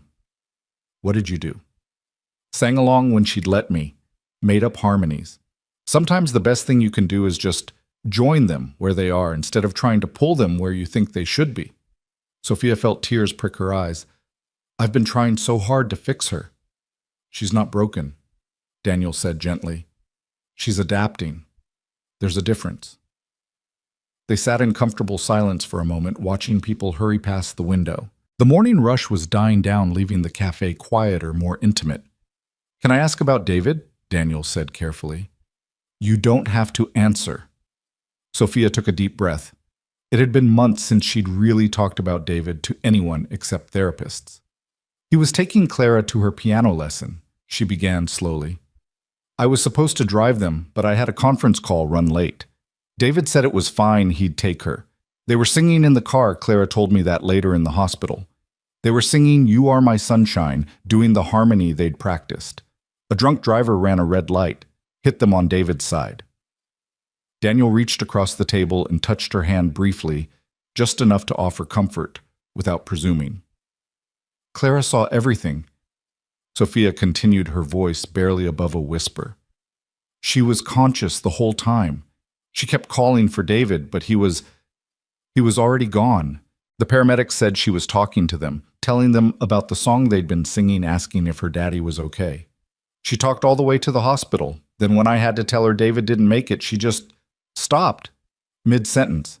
She was asking if Daddy would have a cast like hers, and when I told her, she just closed her mouth and hasn't spoken since." "Except in her sleep," Daniel reminded her gently, "and to protect Maya, and in sounds and humming. She's not silent, Sophia, she's just careful." The therapists say she associates speaking with the trauma, that her brain has decided words are dangerous. Maybe. Or maybe she just needs to find something worth saying again, something that feels more important than the fear. Sophia looked at him, this man who was essentially a stranger, but who understood more than people she'd known for years. Like protecting a friend? Exactly like that. Maya has a way of making people feel like what they have to offer is exactly what's needed, even if what they have to offer is silence. How did you learn to see things that way? Daniel smiled ruefully. Lots of mistakes. When Rachel left Maya's mom, my first instinct was to pretend everything was fine. Keep Maya busy enough that she wouldn't notice the hole in our family. But kids always notice. She started acting out, having tantrums, the works. Then one day I found her putting on a show for her stuffed animals, playing both herself and her mother, having the conversation she wished they could have. What did you do? Became her audience. Every night she'd put on these shows, working through everything she couldn't say directly. Sometimes her mom character would come back. Sometimes she'd leave again. Sometimes Maya would yell at her. Sometimes she'd forgive her. I just watched and clapped, and slowly she started including me in the shows. Eventually the shows became conversations. That's beautiful. It was heartbreaking, but it worked. She found her way through it in her own time, in her own way. And now she's this incredible, exhausting, wonderful kid who talks enough for 3 people and isn't afraid of anything. Except vacuum cleaners, Sophia said, remembering. According to Professor Cuddles. Daniel laughed. That's actually true. She's convinced they're portals to another dimension where lost socks go to plot their revenge. They talked for another hour about everything and nothing. Their kids, their work, the challenges of single parenthood, favorite books, worst cooking disasters. Sophia couldn't remember the last time she'd had a conversation that wasn't about Clara's treatment or company business. It felt dangerously normal. As they were leaving, Daniel hesitated. There's something I should tell you about my work. I didn't want to mention it before because I didn't want you to think, but I actually specialize in selective mutism. At the center. Sophia stopped walking. You work with kids like Clara? I do. But I want to be clear, I'm not trying to treat Clara. I'm not offering therapy. I wanted you to know that I understand maybe more than most what you're dealing with. Why didn't you tell me before? Because you weren't looking for another therapist. You were looking for a friend for Clara. And honestly, I think Maya's done more good than months of therapy could. Sometimes kids need other kids more than they need adults with degrees. Sophia felt a complicated mix of emotions, gratitude, relief, a tiny bit of anger that he'd kept this from her, but mostly an overwhelming sense of being understood. Thank you, she said finally, for not trying to fix her, for just letting her be. She's going to find her voice again, Daniel said with quiet confidence. Maybe not in the way you expect, maybe not on your timeline, but she will. She's already starting. That afternoon, when Sophia picked Clara up from school, Maya bounded over with them, talking a mile a minute about their day. Clara helped me in art. We were making clouds with cotton balls, and Clara showed me how to pull them apart to make them look more real. And Mrs. Chen said Clara's clouds were the most realistic she'd ever seen and asked if she could hang it up in the hallway. Clara ducked her head, but Sophia could see the pleased flush on her cheeks. That's wonderful, sweetheart, Sophia said, and Clara looked up at her with bright eyes. Oh, and we practiced our communication system at lunch, Maya continued. Clara told me a whole story just with hand signals and sounds. It was about a butterfly that was actually a secret agent. At least I think that's what it was about. There might have been a dragon, too. On the drive home, Clara was more animated than usual, humming along to the radio and even doing small hand movements that might have been dancing. When they stopped at a red light, Sophia turned to look at her daughter and found Clara looking back, a question in her eyes. What is it, sweetheart? Clara pointed to herself, then made a heart with her hands, then pointed to Sophia. I love you too, baby, so much. Clara smiled a real full smile and then did something extraordinary. She took a deep breath, opened her mouth, and shaped a word. No sound came out, but her lips clearly formed love. Yes, Sophia whispered, tears streaming down her face. Love. The days that followed felt like watching a flower bloom in slow motion. Clara didn't speak, but she communicated more. She started leaving Sophia drawings every morning, stick figures doing various activities that seemed to represent what she hoped the day would bring. She hummed more frequently, sometimes even attempting melodies from songs she used to know. And at night, in her sleep, occasional words would slip out: sunshine, butterfly, friend. Saturday's playdate at Maya's house had indeed turned into a theatrical production. Maya had written a play about two princesses, one who talked all the time, and one who was under a spell of silence but could break it with the power of friendship. The lack of subtlety would have been amusing if it wasn't so sweetly earnest. "And you can be the silent princess," Maya told Clara. "Which is perfect, because you don't have to say any lines. I'll narrate everything. All you have to do is look royal, and maybe wave sometimes." They spent the afternoon creating costumes from old sheets and cardboard crowns, decorated with enough glitter to be seen from space.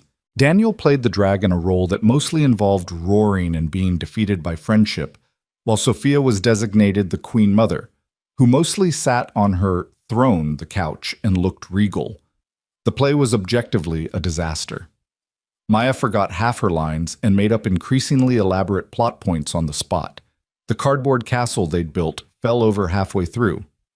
Daniel's dragon costume, a green blanket, kept slipping off, but Clara threw herself into the role with an enthusiasm Sophia hadn't seen since before the accident, pantomiming elaborately and even adding sound effects, a gasp when the dragon appeared, a tinkling laugh when Maya's character told jokes, a soft "oh," when they discovered the treasure was friendship all along. "That was the best play I've ever seen," Daniel declared when they took their bows. "It's the only play you've ever seen that I wrote," Maya pointed out. "Still counts." As they were cleaning up the glitter explosion, a task Daniel muttered would take until the heat death of the universe. Maya suddenly grabbed Clara's hand. "Next week we should do a concert. You can hum and I'll sing, and our dads can play instruments." "I don't play any instruments," Sophia said. "You can learn the triangle. It's very important and underappreciated," Maya said seriously. That evening, as they were driving home, Clara did something she hadn't done in 18 months. She reached forward and turned on the radio, looking at Sophia for permission.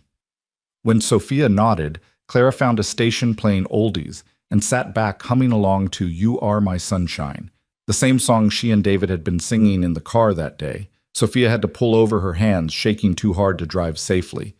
Clara looked alarmed, reaching forward to touch her mother's shoulder. "It's okay," Sophia managed. "These are happy tears, sweetheart. That was Daddy's favorite song to sing with you." Clara nodded slowly, then very deliberately hummed the harmony line David used to sing. It was soft, uncertain, but unmistakably the same harmony. "He'd be so proud of you," Sophia whispered. So proud." They sat there on the side of the road for several minutes, Sophia crying and Clara humming the radio, playing songs from a simpler time. Finally, Clara reached forward and squeezed Sophia's hand 3 times, their old signal for "I love you" from when Clara was a toddler, and would squeeze it during long car rides. "I love you too," Sophia said, squeezing back. "Ready to go home?" Clara nodded but kept humming, and they drove the rest of the way with Clara providing a soft soundtrack to their journey. That night, Sophia heard Clara in her room talking to Professor Cuddles. Not just sounds this time, but actual whispered words. She couldn't make them all out through the door, but she heard "scared" and "trying" and what might have been "daddy" and definitely "Maya" said several times with warm affection. She didn't go in, didn't interrupt. This was Clara's process, her journey. But she stood in the hallway and listened to her daughter finding her voice in the safety of her room with only a stuffed bear as witness. Sunday brought rain and the kind of cozy indoor day that used to be their favorite, before Sophia would have filled it with activities desperate to keep Clara engaged. But now she just let the day unfold. They made pancakes together, Clara pointing to ingredients, and Sophia narrating what they were doing. They built a blanket fort in the living room and ate lunch inside it like they used to when Clara was little. They watched movies, Clara curled against Sophia's side, occasionally humming along to the songs. And then during a particularly quiet moment in the afternoon while they were coloring together at the kitchen table, Clara pushed a piece of paper toward Sophia. On it, in careful, shaky letters, she had written, "I want to talk but scared." Sophia's heart stopped. Clara hadn't written words since the accident either, only drawn pictures. "Oh, sweetheart," she said carefully, trying not to show how monumentally important this moment was. "It's okay to be scared. There's no rush. You can take all the time you need." Clara picked up the crayon again and wrote, "Maya not scared of anything." Maya's scared of vacuum cleaners, Sophia reminded her with a small smile. Clara actually giggled a real audible giggle and wrote, silly. We're all scared of something, Sophia said. Being scared doesn't make you weak. It makes you human. Clara considered this, then wrote, you scared all the time, Sophia admitted. I'm scared I'm not being a good enough mom. Scared of making wrong decisions. Scared of lots of things. Clara looked at her with those serious eyes that seemed far too old for 7, then wrote, best mom. Sophia had to blink back tears. And you're the best daughter, no matter what. Whether you talk or don't talk, you're perfect exactly as you are. Clara leaned against her and they colored in comfortable silence for a while. Then Clara wrote one more thing, Tuesday, Maya, birthday. Sophia looked at her in surprise. Is it? How do you know? Clara pointed to herself, then to her ear, then made Maya's characteristic talking gesture with her hand. Maya told you. Sophia interpreted and Clara nodded. Well, then we'd better get her a present. Clara's face lit up, and she immediately began drawing what appeared to be gift ideas, books, butterflies, something that might have been a hamster wearing a crown. Monday afternoon, they went shopping for Maya's gift. Clara was decisive, pointing to a craft kit for making friendship bracelets, a book about a girl detective, and a stuffed butterfly that looked remarkably realistic. She also insisted through pointing and gesturing on getting a card that played music when opened You Are My Sunshine, of all things. You want to give Maya this one? Sophia asked, and Clara nodded firmly. That evening, Sophia watched Clara carefully write in the card. It took her almost an hour erasing and rewriting, but finally she showed Sophia what she'd written, Maya, best friend. Thank you for waiting for my words. Clara. That's perfect, sweetheart. She'll love it. Tuesday morning, Maya was practically vibrating with birthday excitement when they saw her at school.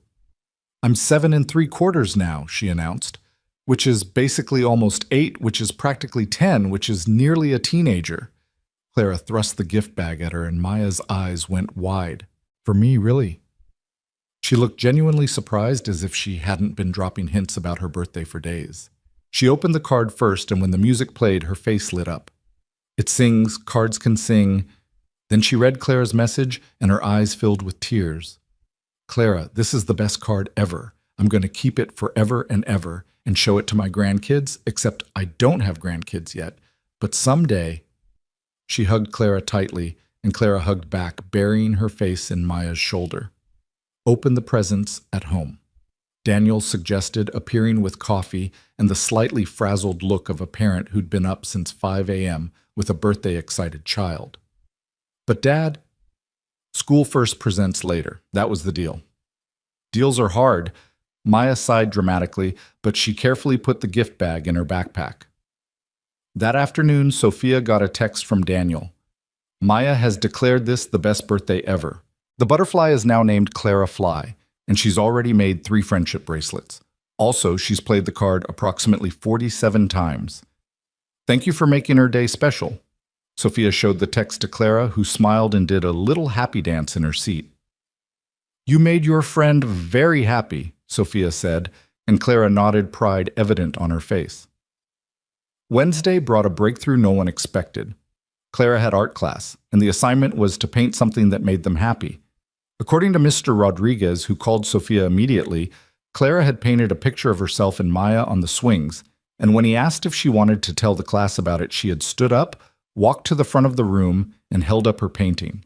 She hadn't spoken, but she'd pointed to each element herself, Maya, the swings, the butterfly in the corner, and made descriptive sounds for each one. A whoosh for the swings, a flutter for the butterfly, and for Maya, she had made a sound like laughter. The whole class applauded, Mr. Rodriguez said, his voice thick with emotion. And Clara, she bowed, like it was a performance. It was extraordinary. When Sophia picked her up, Clara was carrying her painting carefully like precious cargo. Mr. Rodriguez told me about art class, Sophia said. I'm so proud of you. Clara held up the painting, then pointed to Maya's figure, then to her heart. Maya's in your heart, Sophia interpreted, and Clara nodded, then pointed to the whole painting and back to her heart. All of it. The friendship, the playing, the happiness. It's all in your heart. Clara nodded emphatically, then very quietly. So quietly, Sophia almost missed it. She whispered, "Happy." One word, spoken aloud. Not in sleep, not in crisis, but intentionally, deliberately to share a feeling. "Oh, sweetheart," Sophia breathed. "Yes, happy." Clara smiled and didn't speak again that day, but she hummed all the way home a melody that sounded like joy itself. Thursday was Maya's actual birthday party, a small gathering at the park with a few kids from school. Daniel had warned Sophia it would be controlled chaos, which turned out to be an understatement. Maya had planned every minute with military precision, including a treasure hunt butterfly face painting and a game she invented called Musical Emotions, where you had to dance according to feelings she called out. Clara participated in everything, using their communication system to interact with the other kids, who quickly picked up on the hand signals and sounds. By the end of the party, half the children were communicating in what Maya proudly called Clara speak. "Your daughter's amazing," one of the mothers said to Sophia. "My son told me she doesn't talk, but honestly, she communicates better than most kids who never stop talking." During the cake, which Maya had insisted be decorated with both butterflies and dragons, because why choose was something magical happened, when everyone started singing Happy Birthday, Clara joined in, not with words, but with humming, loud and clear and perfectly in tune. Maya stopped mid-bite of cake to stare at Clara in delight. "You're singing, Clara's singing."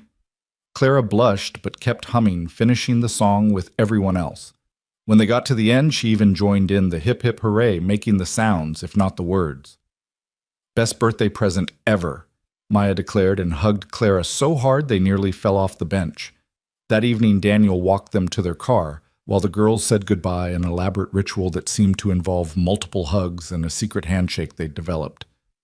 "She's getting there," he said quietly to Sophia. "Every day a little more." "The humming today. In front of everyone?" "I know, it's huge. She's feeling safer." "Safe enough to be heard." "I don't know how to thank you, both of you." Daniel looked at her with an expression she couldn't quite read. "You don't need to thank us. This friendship is as good for Maya as it is for Clara. She's never had a best friend before. Too intense for most kids, they say. But Clara gets her. And Maya gets Clara." Perfect match, really. There was something more he wanted to say, Sophia could tell, but Maya came running over, clutching the Clarafly butterfly. "Dad, Clarafly wants to have a sleepover with Professor Cuddles. Can Clara bring him over this weekend?" Daniel looked at Sophia. "What do you think? Ready for the next level of childhood friendship, the sleepover?" Sophia's immediate instinct was to say no, that Clara wasn't ready, that it was too much. But then she saw Clara's face, hopeful, excited, brave, and remembered what Daniel had said about meeting kids where they were instead of where we think they should be. "We could try," she said carefully. "Maybe start with a few hours in the evening." "Like a practice sleepover," Maya exclaimed. "Perfect. We can wear pajamas and eat popcorn and tell stories, and if Clara wants to go home, she can. But if she wants to stay, she can do that too." Clara looked at Sophia and nodded eagerly. "Saturday," Daniel suggested. "Saturday?" Sophia agreed, wondering what she'd just signed up for, but trusting that somehow it would be okay. Friday afternoon, Clara spent hours preparing for the practice sleepover. She packed and repacked a small backpack with Professor Cuddles, her toothbrush, even though she might not stay her Maya book, and after much deliberation a photo of her and David that she usually kept on her nightstand. Sophia found her sitting on her bed looking at the photo. "Want to show Maya your daddy?" she asked gently. Clara nodded, then pointed to the photo to herself and made the sign they'd established for before. "You, before the accident." Another nod. Then Clara touched her throat and shook her head. "Your voice went away." Clara nodded, then pointed to the photo again, specifically to David's smiling face, and her eyes filled with tears. "Oh, sweetheart, come here." Sophia pulled Clara into her lap, something she hadn't been able to do much lately, as Clara had been keeping physical distance. "Daddy would understand. He would be so proud of how brave you're being." Clara leaned into her and very quietly whispered, "Miss him." 2 words, 2 heartbreaking, precious words. "I miss him too," Sophia whispered back. "Every day." They sat like that for a long time, mother and daughter sharing a grief that had separated them, finally bringing them together. Saturday evening arrived gray and drizzly perfect weather for an indoor sleepover. Clara had been ready since 4 o'clock, sitting by the door with her backpack, wearing her favorite purple pajamas with stars on them. When they arrived at Daniel and Maya's house, Maya flung the door open wearing pajamas that appeared to be at least 3 sizes too big and covered in dancing tacos. Clara, you're here. I've prepared everything I have, 17 different snack options, and 3 movies picked out, and I made a fort in the living room, and Dad said we can stay up until 9:30, which is basically midnight. She grabbed Clara's hand and pulled her inside, chattering nonstop about the evening's agenda. Clara looked back at Sophia once a quick check-in, then let herself be swept into Maya's world. Deep breath, Daniel said to Sophia, appearing with 2 cups of tea. They'll be fine. They could hear Maya in the living room explaining the architectural principles behind her blanket fort, while Clara apparently made adjustments that met with enthusiastic approval. She's doing so well, Daniel said. You both are. Some days I still feel like I'm drowning, Sophia admitted. Just less often now. That's progress. They sat in the kitchen listening to the girls play Maya's constant narration, punctuated by Clara's sounds of agreement or laughter. It was almost normal, almost like any other play date between best friends. Around 7, they had the popcorn and movie portion of the evening.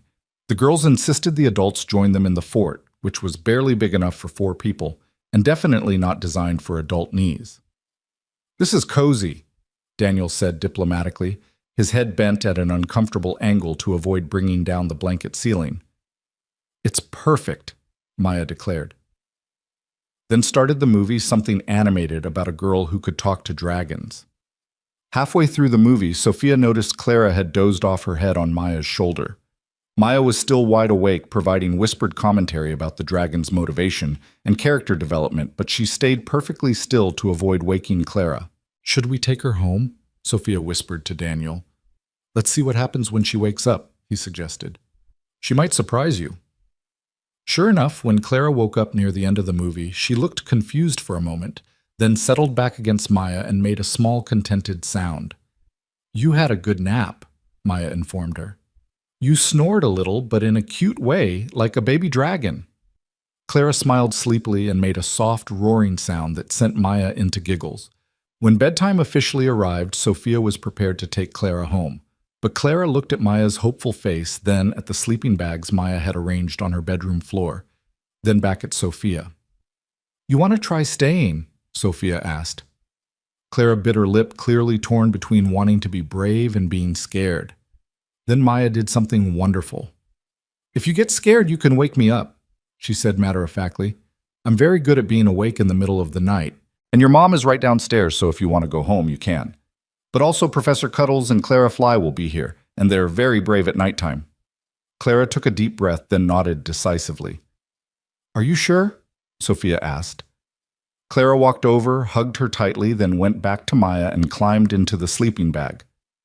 I'll be right downstairs, Sophia said, her voice only slightly shaky. You can come get me any time. Clara gave her a thumbs up, their signal for I'm okay, and Maya immediately launched into a story about Butterfly secret agents who solved crimes in the dark. Downstairs, Sophia sat with Daniel, both of them listening to Maya's storytelling gradually wind down into sleepy murmuring, then silence. She's staying, Sophia said somewhat in awe. She's having a sleepover. Kids are resilient, no, Daniel said.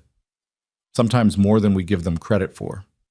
They talked quietly for hours about everything and nothing, about their children, their fears, their hopes, about movies they wanted to see and books they'd read, about the strange journey of single parenthood and the unexpected places it took you. Around 11, Sophia heard footsteps on the stairs. Her heart sank. Clara must be ready to go home, but it was Maya who appeared looking worried. Clara's crying, she said simply. Not loud crying, quiet crying. I asked if she wanted her mom, but she shook her head. I don't know what to do. Sophia started to stand, but Daniel touched her arm. Let me try something. He looked at Maya. Is she scared or sad?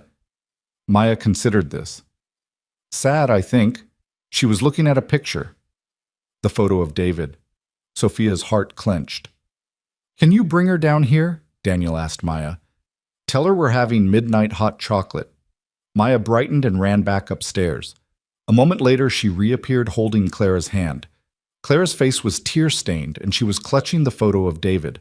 Without saying anything, Daniel went to the kitchen and started making hot chocolate, the real kind with milk and cocoa powder and tiny marshmallows. Maya sat beside Clara on the couch, not talking for once, just being present. When Daniel brought the hot chocolate, he sat on Clara's other side. "Sometimes," he said conversationally, as if midnight hot chocolate with crying children was perfectly normal.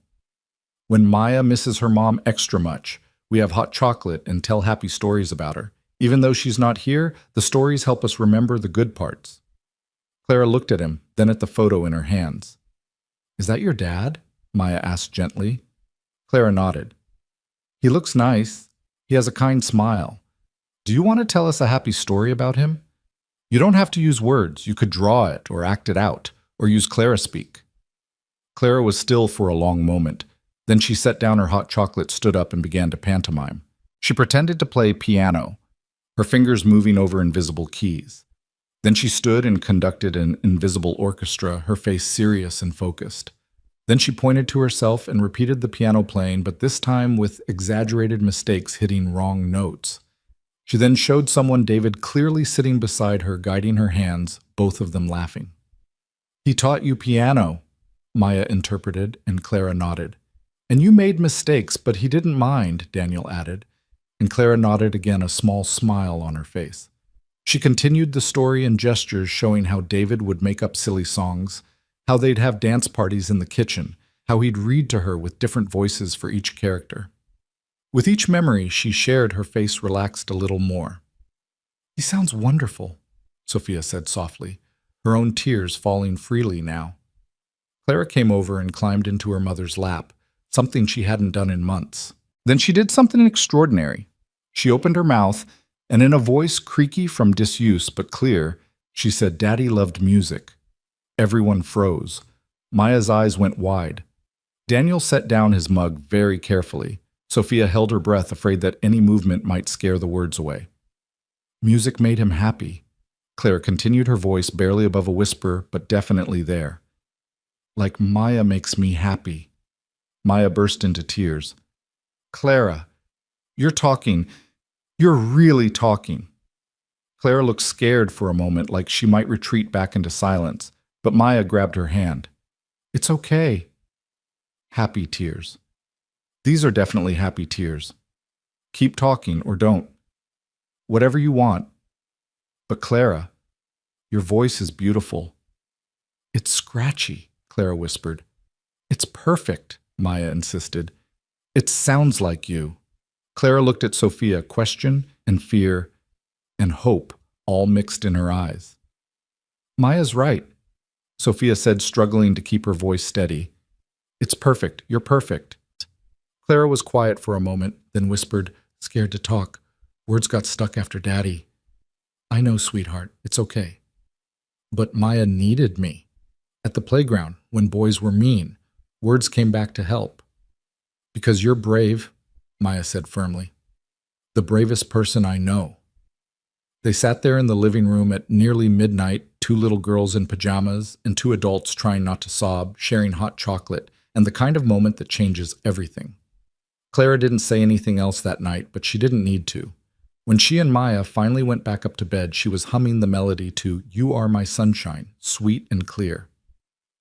"She talked," Sophia whispered to Daniel, still in shock. "She actually talked. She did. When she was ready, when she felt safe, when she had something important to say. I've been waiting 18 months to hear her voice again. And Maya's been waiting 7 years for a best friend who understands her." Seems like they both got what they needed. Sophia looked at him. This man who'd appeared in their lives at a playground and somehow helped them find their way back to each other. "Thank you," she said, "for everything." "You don't need to thank me," Daniel said softly. Watching Clara find her voice again, seeing Maya find her person, that's thanks enough. They sat in comfortable silence, listening to the girls giggling upstairs. And Sophia thought about how healing didn't always come the way you expected. Sometimes it came in the form of a chatty 7-year-old who didn't understand the concept of silence. Sometimes it came through butterflies and blanket forts and midnight hot chocolate. Sometimes it came when you stopped trying to force it and just let it unfold. Clara did stay the whole night, and in the morning when Sophia came to pick her up, she was greeted with a sound she'd almost forgotten, her daughter's voice scratchy and uncertain, but unmistakably there, saying, "Hi, Mama." Just 2 words, but they contained a universe of possibility. The week following the sleepover felt like walking through a dream Sophia was afraid to wake from. Clara didn't suddenly become talkative. Her words came in drops, not floods, but each one was precious. "Morning, Mama," when she woke up. "Thank you," at dinner. "Love you," at bedtime. Simple phrases that most parents took for granted, but that made Sophia's heart soar every single time. At school, word spread quickly that Clara had spoken. Mr. Rodriguez called it a breakthrough, though he was careful to manage expectations. Clara still primarily communicated through gestures and their established system, but now occasional words would slip through, usually when she was particularly engaged or emotional. "She answered a question in class today, he told Sophia on Wednesday. Out loud. Just 7 when I asked what 3 plus 4 was, but the whole class applauded. Maya had appointed herself Clara's voice coach, which mainly consisted of never making a big deal when Clara spoke and filling any silence with enough chatter for both of them. It was Sophia realized exactly what Clara needed: normality, not pressure. That Friday afternoon, Daniel texted Sophia, "Maya has a proposition. She wants Clara to help with her school talent show act. Fair warning, it involves costumes." When Sophia asked Clara about it, her daughter's face lit up. She nodded enthusiastically, then whispered, "What act?" "I don't know, sweetheart. Knowing Maya, it could be anything." Clara smiled a real full smile and said softly, "Fun with Maya always." 4 words strung together. A complete thought. Progress. Saturday morning, they arrived at Daniel and Maya's house to find the living room transformed into what Maya called a rehearsal studio, which meant she'd pushed all the furniture against the walls and hung a sheet as a backdrop. "Clara?" Maya bounded over, wearing what appeared to be a tutu rain boots and a cape made from a beach towel. "I've been thinking all week, and I know exactly what we should do for the talent show." Clara tilted her head, waiting. "A story. But not just any story. Our story about 2 friends, one who talks and one who listens, and how they save the kingdom with the power of friendship. You don't have to say anything if you don't want to, but maybe you could do sound effects or play music." "Dad has a keyboard." Daniel emerged from the kitchen with coffee for Sophia. "She's been planning this since Tuesday. I've been relegated to prop master and sound technician." "What do you think?" Sophia asked Clara. Clara looked at Maya's eager face, then walked over to the keyboard Daniel had set up in the corner. She sat down, placed her fingers on the keys, and played a simple melody the first few bars of "You Are My Sunshine." "Perfect," Maya exclaimed. "You can be the musical narrator, like in movies where the music tells you how to feel." They spent the morning working on Maya's script, which was mostly Maya talking, while Clara experimented with different musical accompaniments. Happy scenes got major keys. Sad parts got minor keys, and the dragon, because there was always a dragon in Maya's stories, got dramatic bass notes that made both girls giggle. "We need costumes," Maya declared after they'd run through the story 3 times. "Clara, what do you want to be?" Clara thought for a moment, then whispered, "Butterfly." "Yes, a butterfly who lost her voice but finds it again through friendship." "That's perfect. We can make wings." Daniel and Sophia were conscripted into costume creation, which involved more glitter than Sophia had seen in her entire life, cardboard wire hangers, and an unfortunate incident with a hot glue gun that Daniel would later refer to as the Great Finger Incident of Saturday morning. As they worked, Sophia watched Clara bloom under Maya's enthusiastic direction. She was speaking more single words mostly, but occasionally full sentences when she got excited. "Purple here," she said, pointing to the wings, "like Maya's favorite." "You remembered my favorite color." Maya was delighted. "Clara, you're the best listener in the whole world." "You talk good," Clara replied, which made Maya laugh so hard she fell over, scattering glitter everywhere. I talk good. That's the nicest thing anyone's ever said about my talking. By lunchtime, they had 2 costumes butterfly wings for Clara and what Maya called a Rainbow Queen outfit for herself, which was essentially every bright piece of fabric they could find pinned together in a way that defied both fashion and physics. "We look amazing," Maya declared, admiring their reflection in the hallway mirror, like if a craft store exploded but in a good way. Clara giggled and whispered, "Messy but pretty." "No, that should be our motto, the Messy but Pretty Club." After lunch, they performed their talent show act for Daniel and Sophia. Maya narrated the story of 2 friends in a magical kingdom, while Clara provided the soundtrack, switching between playing the keyboard and making sound effects with various instruments. Daniel had collected a triangle for magical moments, a drum for the dragon's footsteps, and a small xylophone for the butterfly's theme. The story was quintessentially Maya rambling full of plot holes and somehow absolutely perfect. When they reached the climax where the butterfly friend had to warn the queen about the dragon, Maya paused dramatically. "And then," she said, looking at Clara, "the butterfly found her voice?" Clara stood up from the keyboard, took a deep breath, and actually sang a single clear note. Then in a voice still quiet but growing stronger, she said, "Watch out, Queen Maya Dragon, coming." Maya shrieked with delight, both in character and out of it. "The butterfly speaks. The kingdom is saved." They finished the performance with both girls taking elaborate bows, while Daniel and Sophia applauded enthusiastically. "Brava!" Daniel called out. "Encore!" "We can't encore, Dad. We only practiced it once all the way through," Maya said practically. Then to Clara, "You sang and talked. In the performance, Clara, you're going to be a star." Clara blushed but looked pleased. "Maya made me brave," she whispered. "No," Maya said seriously, "you were always brave.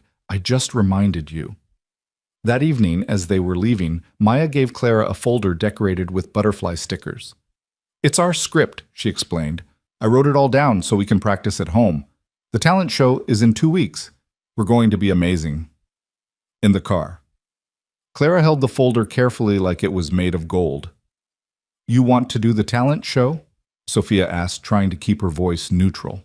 The thought of Clara performing in front of the whole school was both thrilling and terrifying.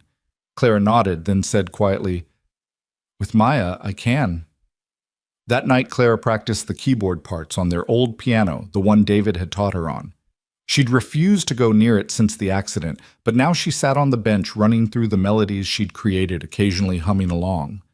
Sophia stood in the doorway, watching her daughter reconnect with music, with her voice, with the parts of herself she'd locked away in grief. The next week was a whirlwind of rehearsals, both at school and at home. Clara spoke a little more each day, though she still preferred gestures and sounds when she was tired or overwhelmed. The speech therapist was amazed, calling it one of the most dramatic improvements she'd seen. "Whatever you're doing," she told Sophia, "keep doing it." What they were doing, Sophia thought, was simply living, not waiting for Clara to be fixed, but meeting her where she was, following her lead and letting a 7-year-old with rainbow socks and endless words show them the way. Wednesday brought a surprise.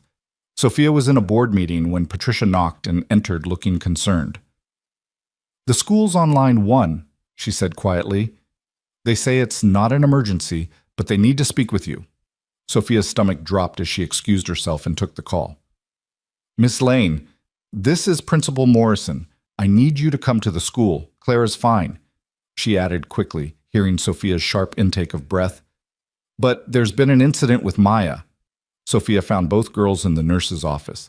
Maya was holding an ice pack to her knee, tears streaming down her face, while Clara sat beside her holding her hand, and Sophia's heart clenched, talking to her in a steady stream of whispered words. "It's okay, Maya. Just a scrape. You're brave. Brave like Butterfly." "What happened?" Sophia asked. The nurse explained that Maya had fallen during recess, tripping over her own feet while demonstrating a dance move for the talent show.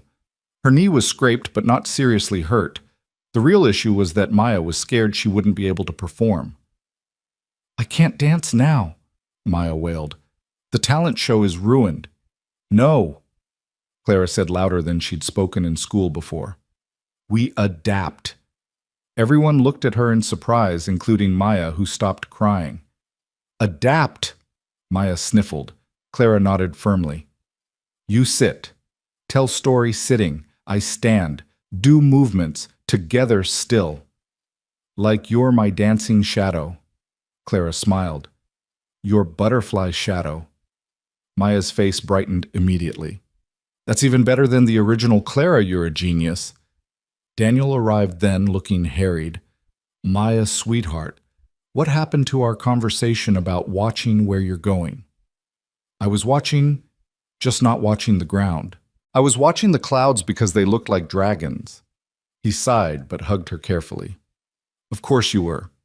As they were sorting out dismissal papers, Clara did something that stunned everyone. She walked up to Principal Morrison and said clearly enough for everyone to hear, Maya is hurt. We go home now. Principal Morrison, to her credit, only paused for a moment before responding normally. Yes, Clara, you can both go home. Feel better, Maya. In the parking lot, the girls hugged goodbye, Maya being dramatically careful of her bandaged knee. We'll practice sitting down, she promised Clara. It'll be even better, you'll see. That evening, Clara was more talkative than she'd been since the accident. She told Sophia about the fall, about how scared she'd been for Maya, about how the words just came because Maya needed them. Words for Maya easier, she explained still haltingly, but with growing confidence. Maya needs me. You need her too, Sophia observed. Clara nodded. Different needs, both important. It was such a profound observation from a 7-year-old that Sophia had to hug her. You're growing up so fast, she whispered into Clara's hair. Had to, Clara whispered back. After Daddy. But Maya helps me be kid again. Thursday afternoon, Daniel called. I have a favor to ask. Would you mind if Maya and I came over this evening? She's insisting she needs to practice with Clara, and she's driving me slightly insane with her constant rehearsing. She's performed for the mailman, the grocery clerk, and 3 random dogs we met on walks. Of course, Sophia laughed. Clara's been practicing too. She's added a whole musical introduction. They arrived after dinner, Maya on crutches that she'd already decorated with ribbons and stickers. I'm injured but stylish, she announced, like a wounded but fashionable warrior. They sat up in the living room, Maya sitting on a cushion like a queen holding court, while Clara stood beside her with the butterfly wings they'd made. What followed was perhaps the most endearing performance Sophia had ever seen. Maya narrated with her usual enthusiasm, but remained seated using grand arm gestures to compensate for her lack of movement. Clara, meanwhile, had transformed. She moved gracefully around the room, illustrating Maya's words with dance-like movements, playing invisible instruments, and even adding vocal sound effects that grew more confident with each repetition. When they reached the part where the butterfly warns the queen, Clara didn't just speak, she proclaimed, Danger Queen Maya. Dragon approaching from the eastern mountains, we must unite the kingdom with friendship. It was the longest sentence she'd said since the accident, delivered with such conviction that even Maya stopped narrating to stare at her in awe. Clara, Maya breathed. That was perfect. Like professionally perfect. Like you could be in movies perfect. Clara blushed but smiled proudly. Practicing in mirror, she admitted. You practiced for me. Clara nodded. Want to be good partner. Maya deserves best. Maya's eyes filled with tears. Clara, you're already the best. The absolute best friend in the entire universe, and probably other universes too if they exist, which they probably do according to that science show Dad made me watch. Friday was the dress rehearsal at school. Clara wore her butterfly wings over her school clothes, and Maya had fashioned a crown from pipe cleaners that she wore with absolute seriousness. We're going to be amazing, Maya told Clara as they waited for their turn. Even if we mess up, we'll be amazing because we're doing it together. Clara squeezed her hand. Together, she agreed. They were not perfect. Maya forgot part of her narration and improvised wildly. Clara accidentally knocked over a music stand with her wings. The keyboard made a strange buzzing sound halfway through that nobody could explain. But Clara spoke her lines clearly, and Maya's joy was infectious, and when they finished, the other kids actually seemed impressed. That was really good, one boy said. Especially the butterfly girl. She's like mysterious. Clara hid behind her wings, but Sophia could see her smiling. That evening, Sophia found Clara in her room carefully decorating a card. She'd drawn two figures, one surrounded by words and music notes, the other with butterfly wings holding hands under a rainbow. "For Maya?" Sophia asked. Clara nodded, then showed her what she'd written inside. "Thank you for waiting for my words. Thank you for being my voice when I had none. Thank you for being my friend. Love, Clara." "That's beautiful, sweetheart." "Want to say more?" Clara said, frustration creeping into her voice. "Words still hard sometimes." "The important words are there," Sophia assured her. "Maya will understand the rest." Saturday morning, the day of the talent show. Clara woke up with what Sophia initially thought was stage fright. She was pale and quiet, more quiet than she'd been in weeks. "Are you nervous?" Sophia asked, sitting on Clara's bed. Clara shook her head, then nodded, then shrugged.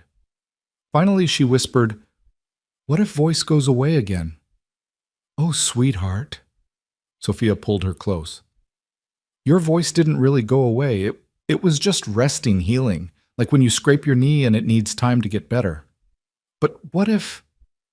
Then Maya will understand. Everyone will understand, and we'll just try again another time." Clara was quiet for a moment, then said, "Daddy would come to talent show." "Yes, he would. He'd be in the front row with the biggest camera embarrassing you with his enthusiasm." Clara giggled softly. "He'd cheer too loud. Way too loud. People would complain. He'd say, 'That's my girl,' even for tiny parts." Especially for tiny parts. They sat together, remembering David, and Sophia realized that for the first time they were sharing memories without drowning in them. "He's still proud of you," Sophia said softly. "I know he is." Clara looked up at her. "How you know?" "Because I'm proud enough for both of us, and I still don't think it's enough pride for how amazing you are." Clara hugged her tightly, then said with determination, "Do show for Daddy too." The school auditorium was packed. Sophia found a seat in the third row, saving one for Daniel, who was backstage helping Maya with her costume. Her hands were shaking slightly.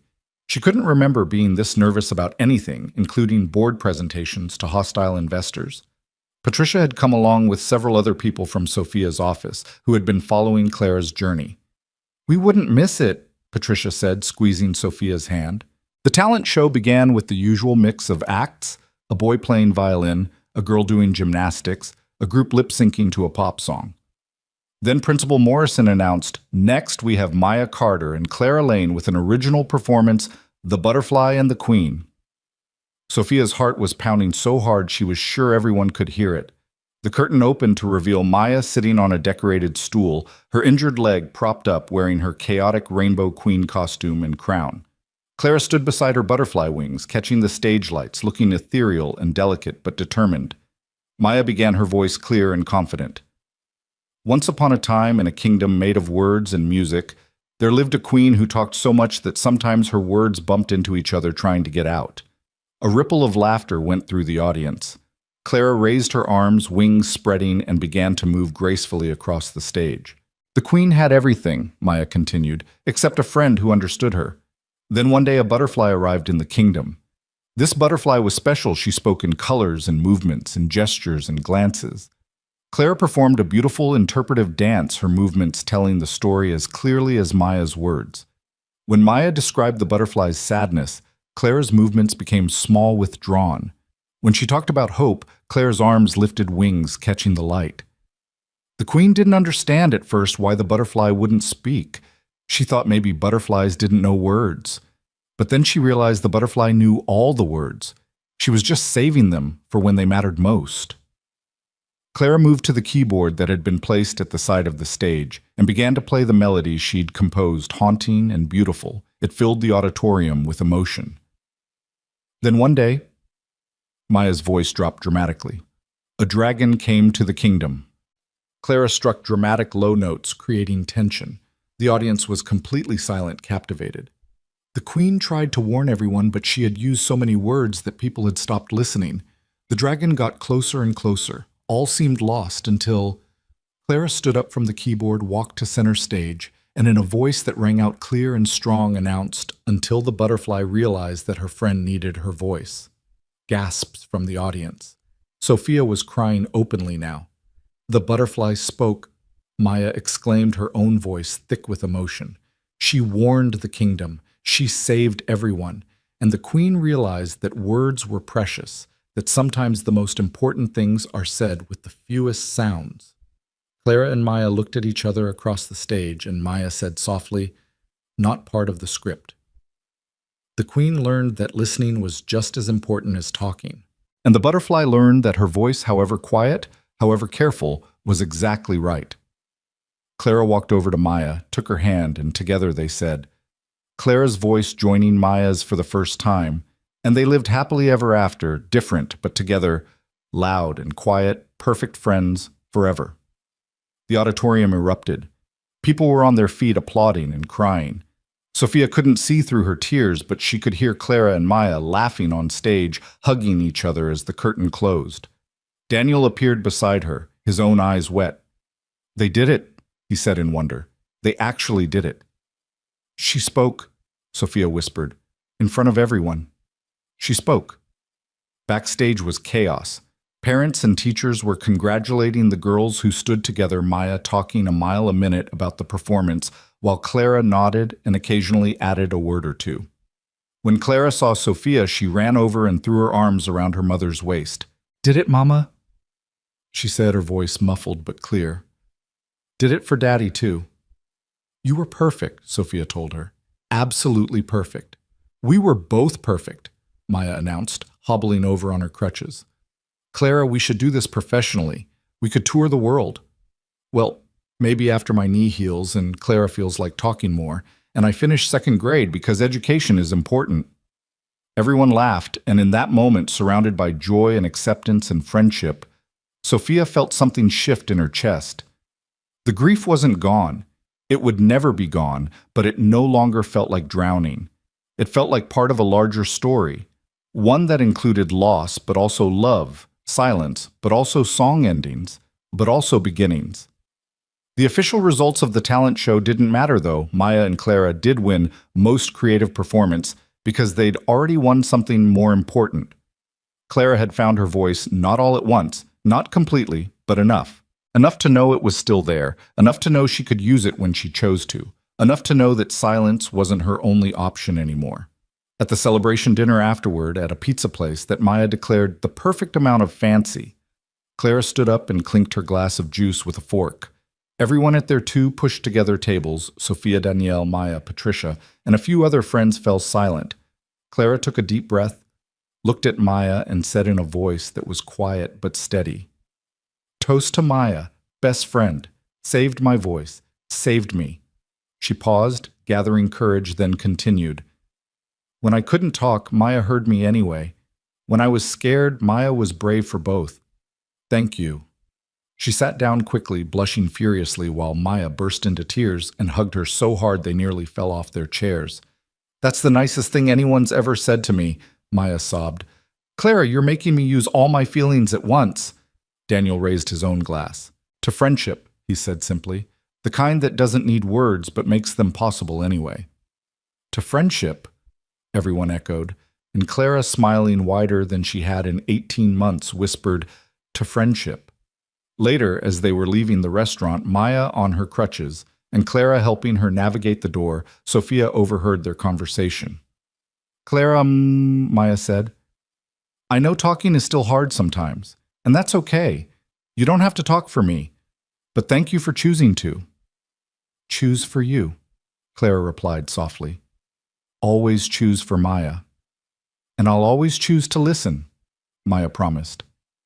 "Even though I'm really bad at being quiet, I'll always listen to you." They walked out into the evening air, two 7-year-olds who had found in each other exactly what they needed, one who filled silence with joy and one who made words precious by using them sparingly, but with perfect truth. Sophia and Daniel followed, watching their daughters navigate the sidewalk together, and Daniel said quietly, "You know, this is just the beginning, right? Of Clara talking. Of everything. These two, they're going to be friends forever. We're going to be watching them take on the world together for the next decade at least." Sophia smiled, thinking of all the playdates and sleepovers and performances and probably drama and definitely joy that lay ahead. "I can't think of anything I'd rather watch." "Me either," Daniel agreed. Then after a pause, "So coffee. Tuesday, to debrief about our brilliant, exhausting children." "It's a date," Sophia said, and this time she didn't correct herself. As they reached their cars, Clara turned back to wave at Maya and called out. Actually, called out her voice carrying across the parking lot, "See you Monday." Maya, "Can't wait." 4 words, "can't wait" and "see you Monday," that would have been nothing to most people, but were everything to Sophia. Her daughter had a future tense again, an anticipation of tomorrow, a friend to can't wait to see. That night, as Sophia tucked Clara into bed, her daughter said, "Mama, want to tell you something." "What's that, sweetheart?" "When I couldn't talk, I thought words were gone forever. Thought I broke them when Daddy died." Clara's eyes filled with tears, but she kept going. "But Maya showed me words were just waiting, waiting for right time, right person, right reason. And now," Clara smiled through her tears, "now I know words always there, just sometimes need rest, like butterflies in winter." "That's beautiful, Clara." "Maya says I'm poetic. Don't know what means, but sounds nice." Sophia laughed, kissing Clara's forehead. "It means you say things in beautiful ways, and she's right." "Mama," Clara's voice was getting sleepy. "Love you. Thank you for waiting for my words, too." "Always, sweetheart. Always." As Sophia turned off the light, Clara added one more thing. "Tomorrow, want to call Grandma. Tell her about show, with words. She would love that. Maybe just few words first. Build up. Whatever feels right, there's no rush. Maya says I have rest of life to talk. Says that's approximately 70 more years if eat vegetables." Sophia laughed softly. "Maya's very wise." "The wisest," Clara agreed, and then humming softly that same melody, "You Are My Sunshine," she drifted off to sleep. Sophia stood in the doorway for a long moment, listening to her daughter's peaceful breathing, remembering another doorway 18 months ago when she'd stood frozen, afraid Clara might never speak again. Now here they were, not at the end of the journey, but at a new beginning, one where words could rest and return, where friendship could heal wounds that seemed unhealable, where a little girl with too many words and another with too few could find in each other the perfect balance. 6 months later, on a crisp autumn afternoon, Sophia stood in the same spot at Willowbrook Park where it had all begun. The playground looked different in the October light leaves scattered across the ground in shades of gold and crimson, but the swings were the same, and so was the bench where she'd first met Daniel. "Mama, watch this," Clara called out, her voice clear and confident as she pumped her legs on the swing. "Maya taught me to go even higher." Sophia's heart swelled. Clara's voice had returned fully over the summer, growing stronger with each passing week. She still had quiet days, moments when words felt heavy in her mouth, but they were rare now. Most days she chattered with Maya, sang in the shower, and even raised her hand in class without hesitation. "That's wonderful. Sweetheart, be careful." Maya, her knee long healed, was on the swing beside Clara, narrating as always. "We're approximately 15 feet in the air, which in butterfly measurements is like 1,000 feet. Clara, tell your mom about the science project." Clara laughed, the sound pure and unrestrained. "We're doing butterflies, Mama, life cycles, and migration. Mrs. Patterson says we can present together." They'd been moved to the same class at the start of 3rd grade, a decision Principal Morrison had made after seeing how they flourished together. Their teacher often said she'd never seen a friendship quite like theirs, one that had taught the whole class about different ways of communicating and being heard. Daniel appeared beside Sophia carrying 2 cups of coffee from the cafe across the street. It had become their Saturday tradition meeting at the park, while the girls played talking about everything and nothing. Their Tuesday coffee dates had evolved into dinners, then movies, then the quiet acknowledgement that they were building something together carefully and consciously. "They're planning world domination again," he said, handing her a cup. "Something about a butterfly sanctuary in the backyard." "Whose backyard?" "Both, apparently. They've drawn blueprints." Sophia laughed, leaning into his shoulder slightly.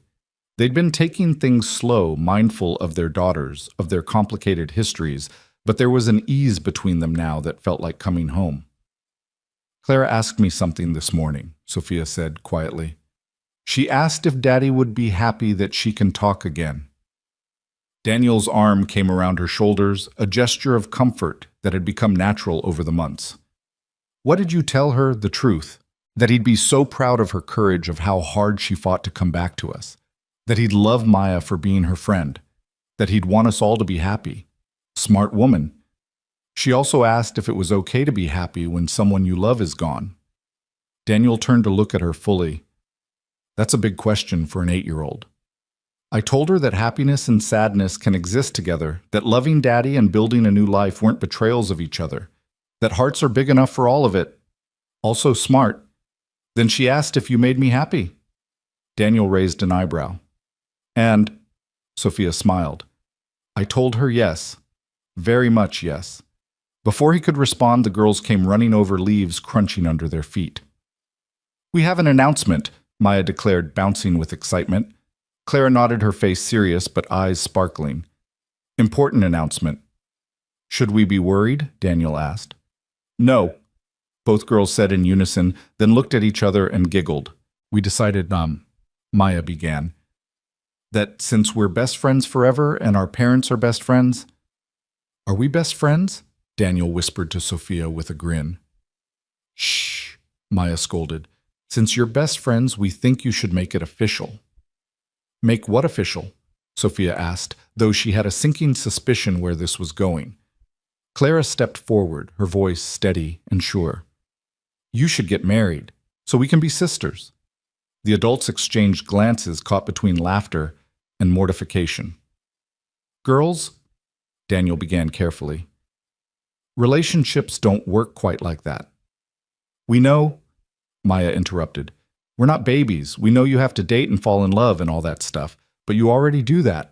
Claire and I have observed. We took notes. Clara pulled out a small notebook, and Sophia recognized it as the one Maya had used for their butterfly observations. Evidence, she said solemnly, then began reading, Dad smiles different when Sophia calls. Mama hums again like before. They drink coffee but mostly talk. They laugh at same jokes. You've been spying on us, Sophia asked, trying to sound stern but failing.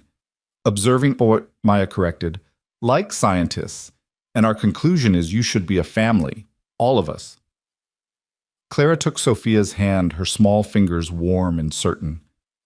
Daddy would want us happy, she said, her voice wobbling slightly. He'd like Daniel. He'd love Maya. He'd want... She paused, gathering courage. He'd want us to be family again. Different family, but still family. Sophia felt tears prick her eyes. She knelt down, pulling Clara close. Oh, sweetheart. Is that silly? Clara whispered. No, baby. Not silly at all. Maya, never one to be left out of a hug, threw her arms around both of them. So is that a yes? Because we already planned the wedding. Clara's going to play piano, and I'm going to sing, and we'll both wear butterfly wings. And Maya, Daniel said gently, maybe we should let the adults figure out the adult stuff. But you take forever to figure things out. Clara didn't talk for 18 months, and even she figured out faster than you two that you should be together. Clara pulled back from the hug, looking at her mother with those serious eyes. Is it too soon, Mama? It's okay if too soon. Sophia looked at Daniel over the girls' heads. They'd been careful, so careful, but children saw everything, especially these two observers of the world. How about, Daniel said slowly, we make a different announcement. Sophia and I have been talking, and we think, maybe, if everyone's okay with it, we could all have dinner together, not at a restaurant, but at home. Maybe cook together, eat together, like a family, Maya supplied hopefully. Like people who care about each other figuring things out together, Daniel corrected, but he was smiling. That's just family with more words, Maya said. Clara looked between all of them, then said clearly, I'd like that. Dinners together. Maybe not married yet, but practicing being family. Practicing? Sophia agreed, her voice thick with emotion. I think we could do that. That evening, they had their first official practice family dinner at Daniel and Maya's house. The girls made place cards with everyone's names in glitter because, of course, while Daniel and Sophia attempted to cook together, which resulted in only minor disasters and a lot of laughter. As they sat around the table, Maya raised her juice glass. I want to make a toast. Another toast, Daniel said. You made 3 at lunch. This is important, Clara, help me. Clara stood up beside her friend. No hesitation now. Together they said, to second chances and new beginnings, to voices found and friends who listen, to families that choose each other. When did you prepare that, Jean? Sophia asked, amazed. We didn't, Maya said. Clara just knows what I'm thinking sometimes. It's our superpower. Later, as they cleared the dishes, Clara tugged on Sophia's sleeve. Mama want to show you something. She led Sophia to Maya's room, where on the desk was a new book handmade like the first one Maya had given Clara, but thicker. On the cover in both girls' handwriting, it said, The Continuing Adventures of Clara and Maya Now, with more words. We're writing our story, Clara explained, opening it to show pages filled with drawings and text. Maya writes some, I write some. About everything that happened, so we remember. Sophia flipped through the pages, seeing their journey documented in crayon and marker, the playground meeting, the first play date, the sleepover, the talent show, and newer memories too. The last page showed 4 stick figures holding hands under a rainbow with the words, To be continued, written in Clara's careful script. It's beautiful, Sophia said. Maya says every good story needs an ending, Clara said, but I think ours is just beginning. I think you're right. Clara smiled, then said something that took Sophia's breath away. I'm glad I lost my words for a while, Mama, because finding them again led us here, to Maya and Daniel, to being happy again. Different happy, but still happy. Oh, sweetheart. Is that okay? To be glad about sad things if they lead to good things. Sophia pulled her daughter close, thinking about the winding path that had brought them here through silence and sorrow, through playground meetings and butterfly observations, through the slow, careful rebuilding of their lives. Yes, she said softly. It's okay to see the good that can come from hard things. That's not betraying the sadness. It's honoring it by choosing to keep living, keep loving. Clara nodded against her shoulder. Love you, Mama. Love you too, my brave girl. From downstairs, they heard Maya's voice. Are you coming back? Dad and I are going to play charades, and we need you because Dad's terrible at it. He just stands there like a confused tree. I'm abstract, Daniel protested. My charades are artistic, Clara giggled. Come on, Mama. Maya needs us to win. As they headed downstairs to join their practice family, Sophia thought about that day 6 months ago when she'd sat on a park bench watching her silent daughter swing alone, feeling like they'd never find their way back to joy. She thought about Daniel's words about butterflies not being able to see their own wings, not knowing their own beauty. Now watching Clara demonstrate butterfly and charades while Maya shouted increasingly ridiculous guesses, and Daniel laughed until tears streamed down his face, Sophia understood. They had all been butterflies, unable to see their own transformation, their own journey toward healing. But together they'd learned to fly again. Clara caught her eye mid-flutter and smiled that radiant, unguarded smile that had been absent for so long, and mouthed the words that had once seemed impossible, I love you. Sophia mouthed back, I love you too. And in that moment, in a living room full of laughter and terrible charades, and the beautiful chaos of 2 families becoming one, Sophia knew that sometimes the best stories weren't about endings at all. They were about the courage to begin again, the grace to let love in after loss, and the miracle of finding your voice, whether through words or silence, through friendship or patience, through the simple, extraordinary act of choosing to heal together. Clara had found her voice, and in helping her find it, they'd all found something else. A future filled with possibility, a family built on choice and chance, and the unshakable belief that love in all its forms was always worth the risk. The butterfly had learned to fly again. And this time, she wasn't flying alone.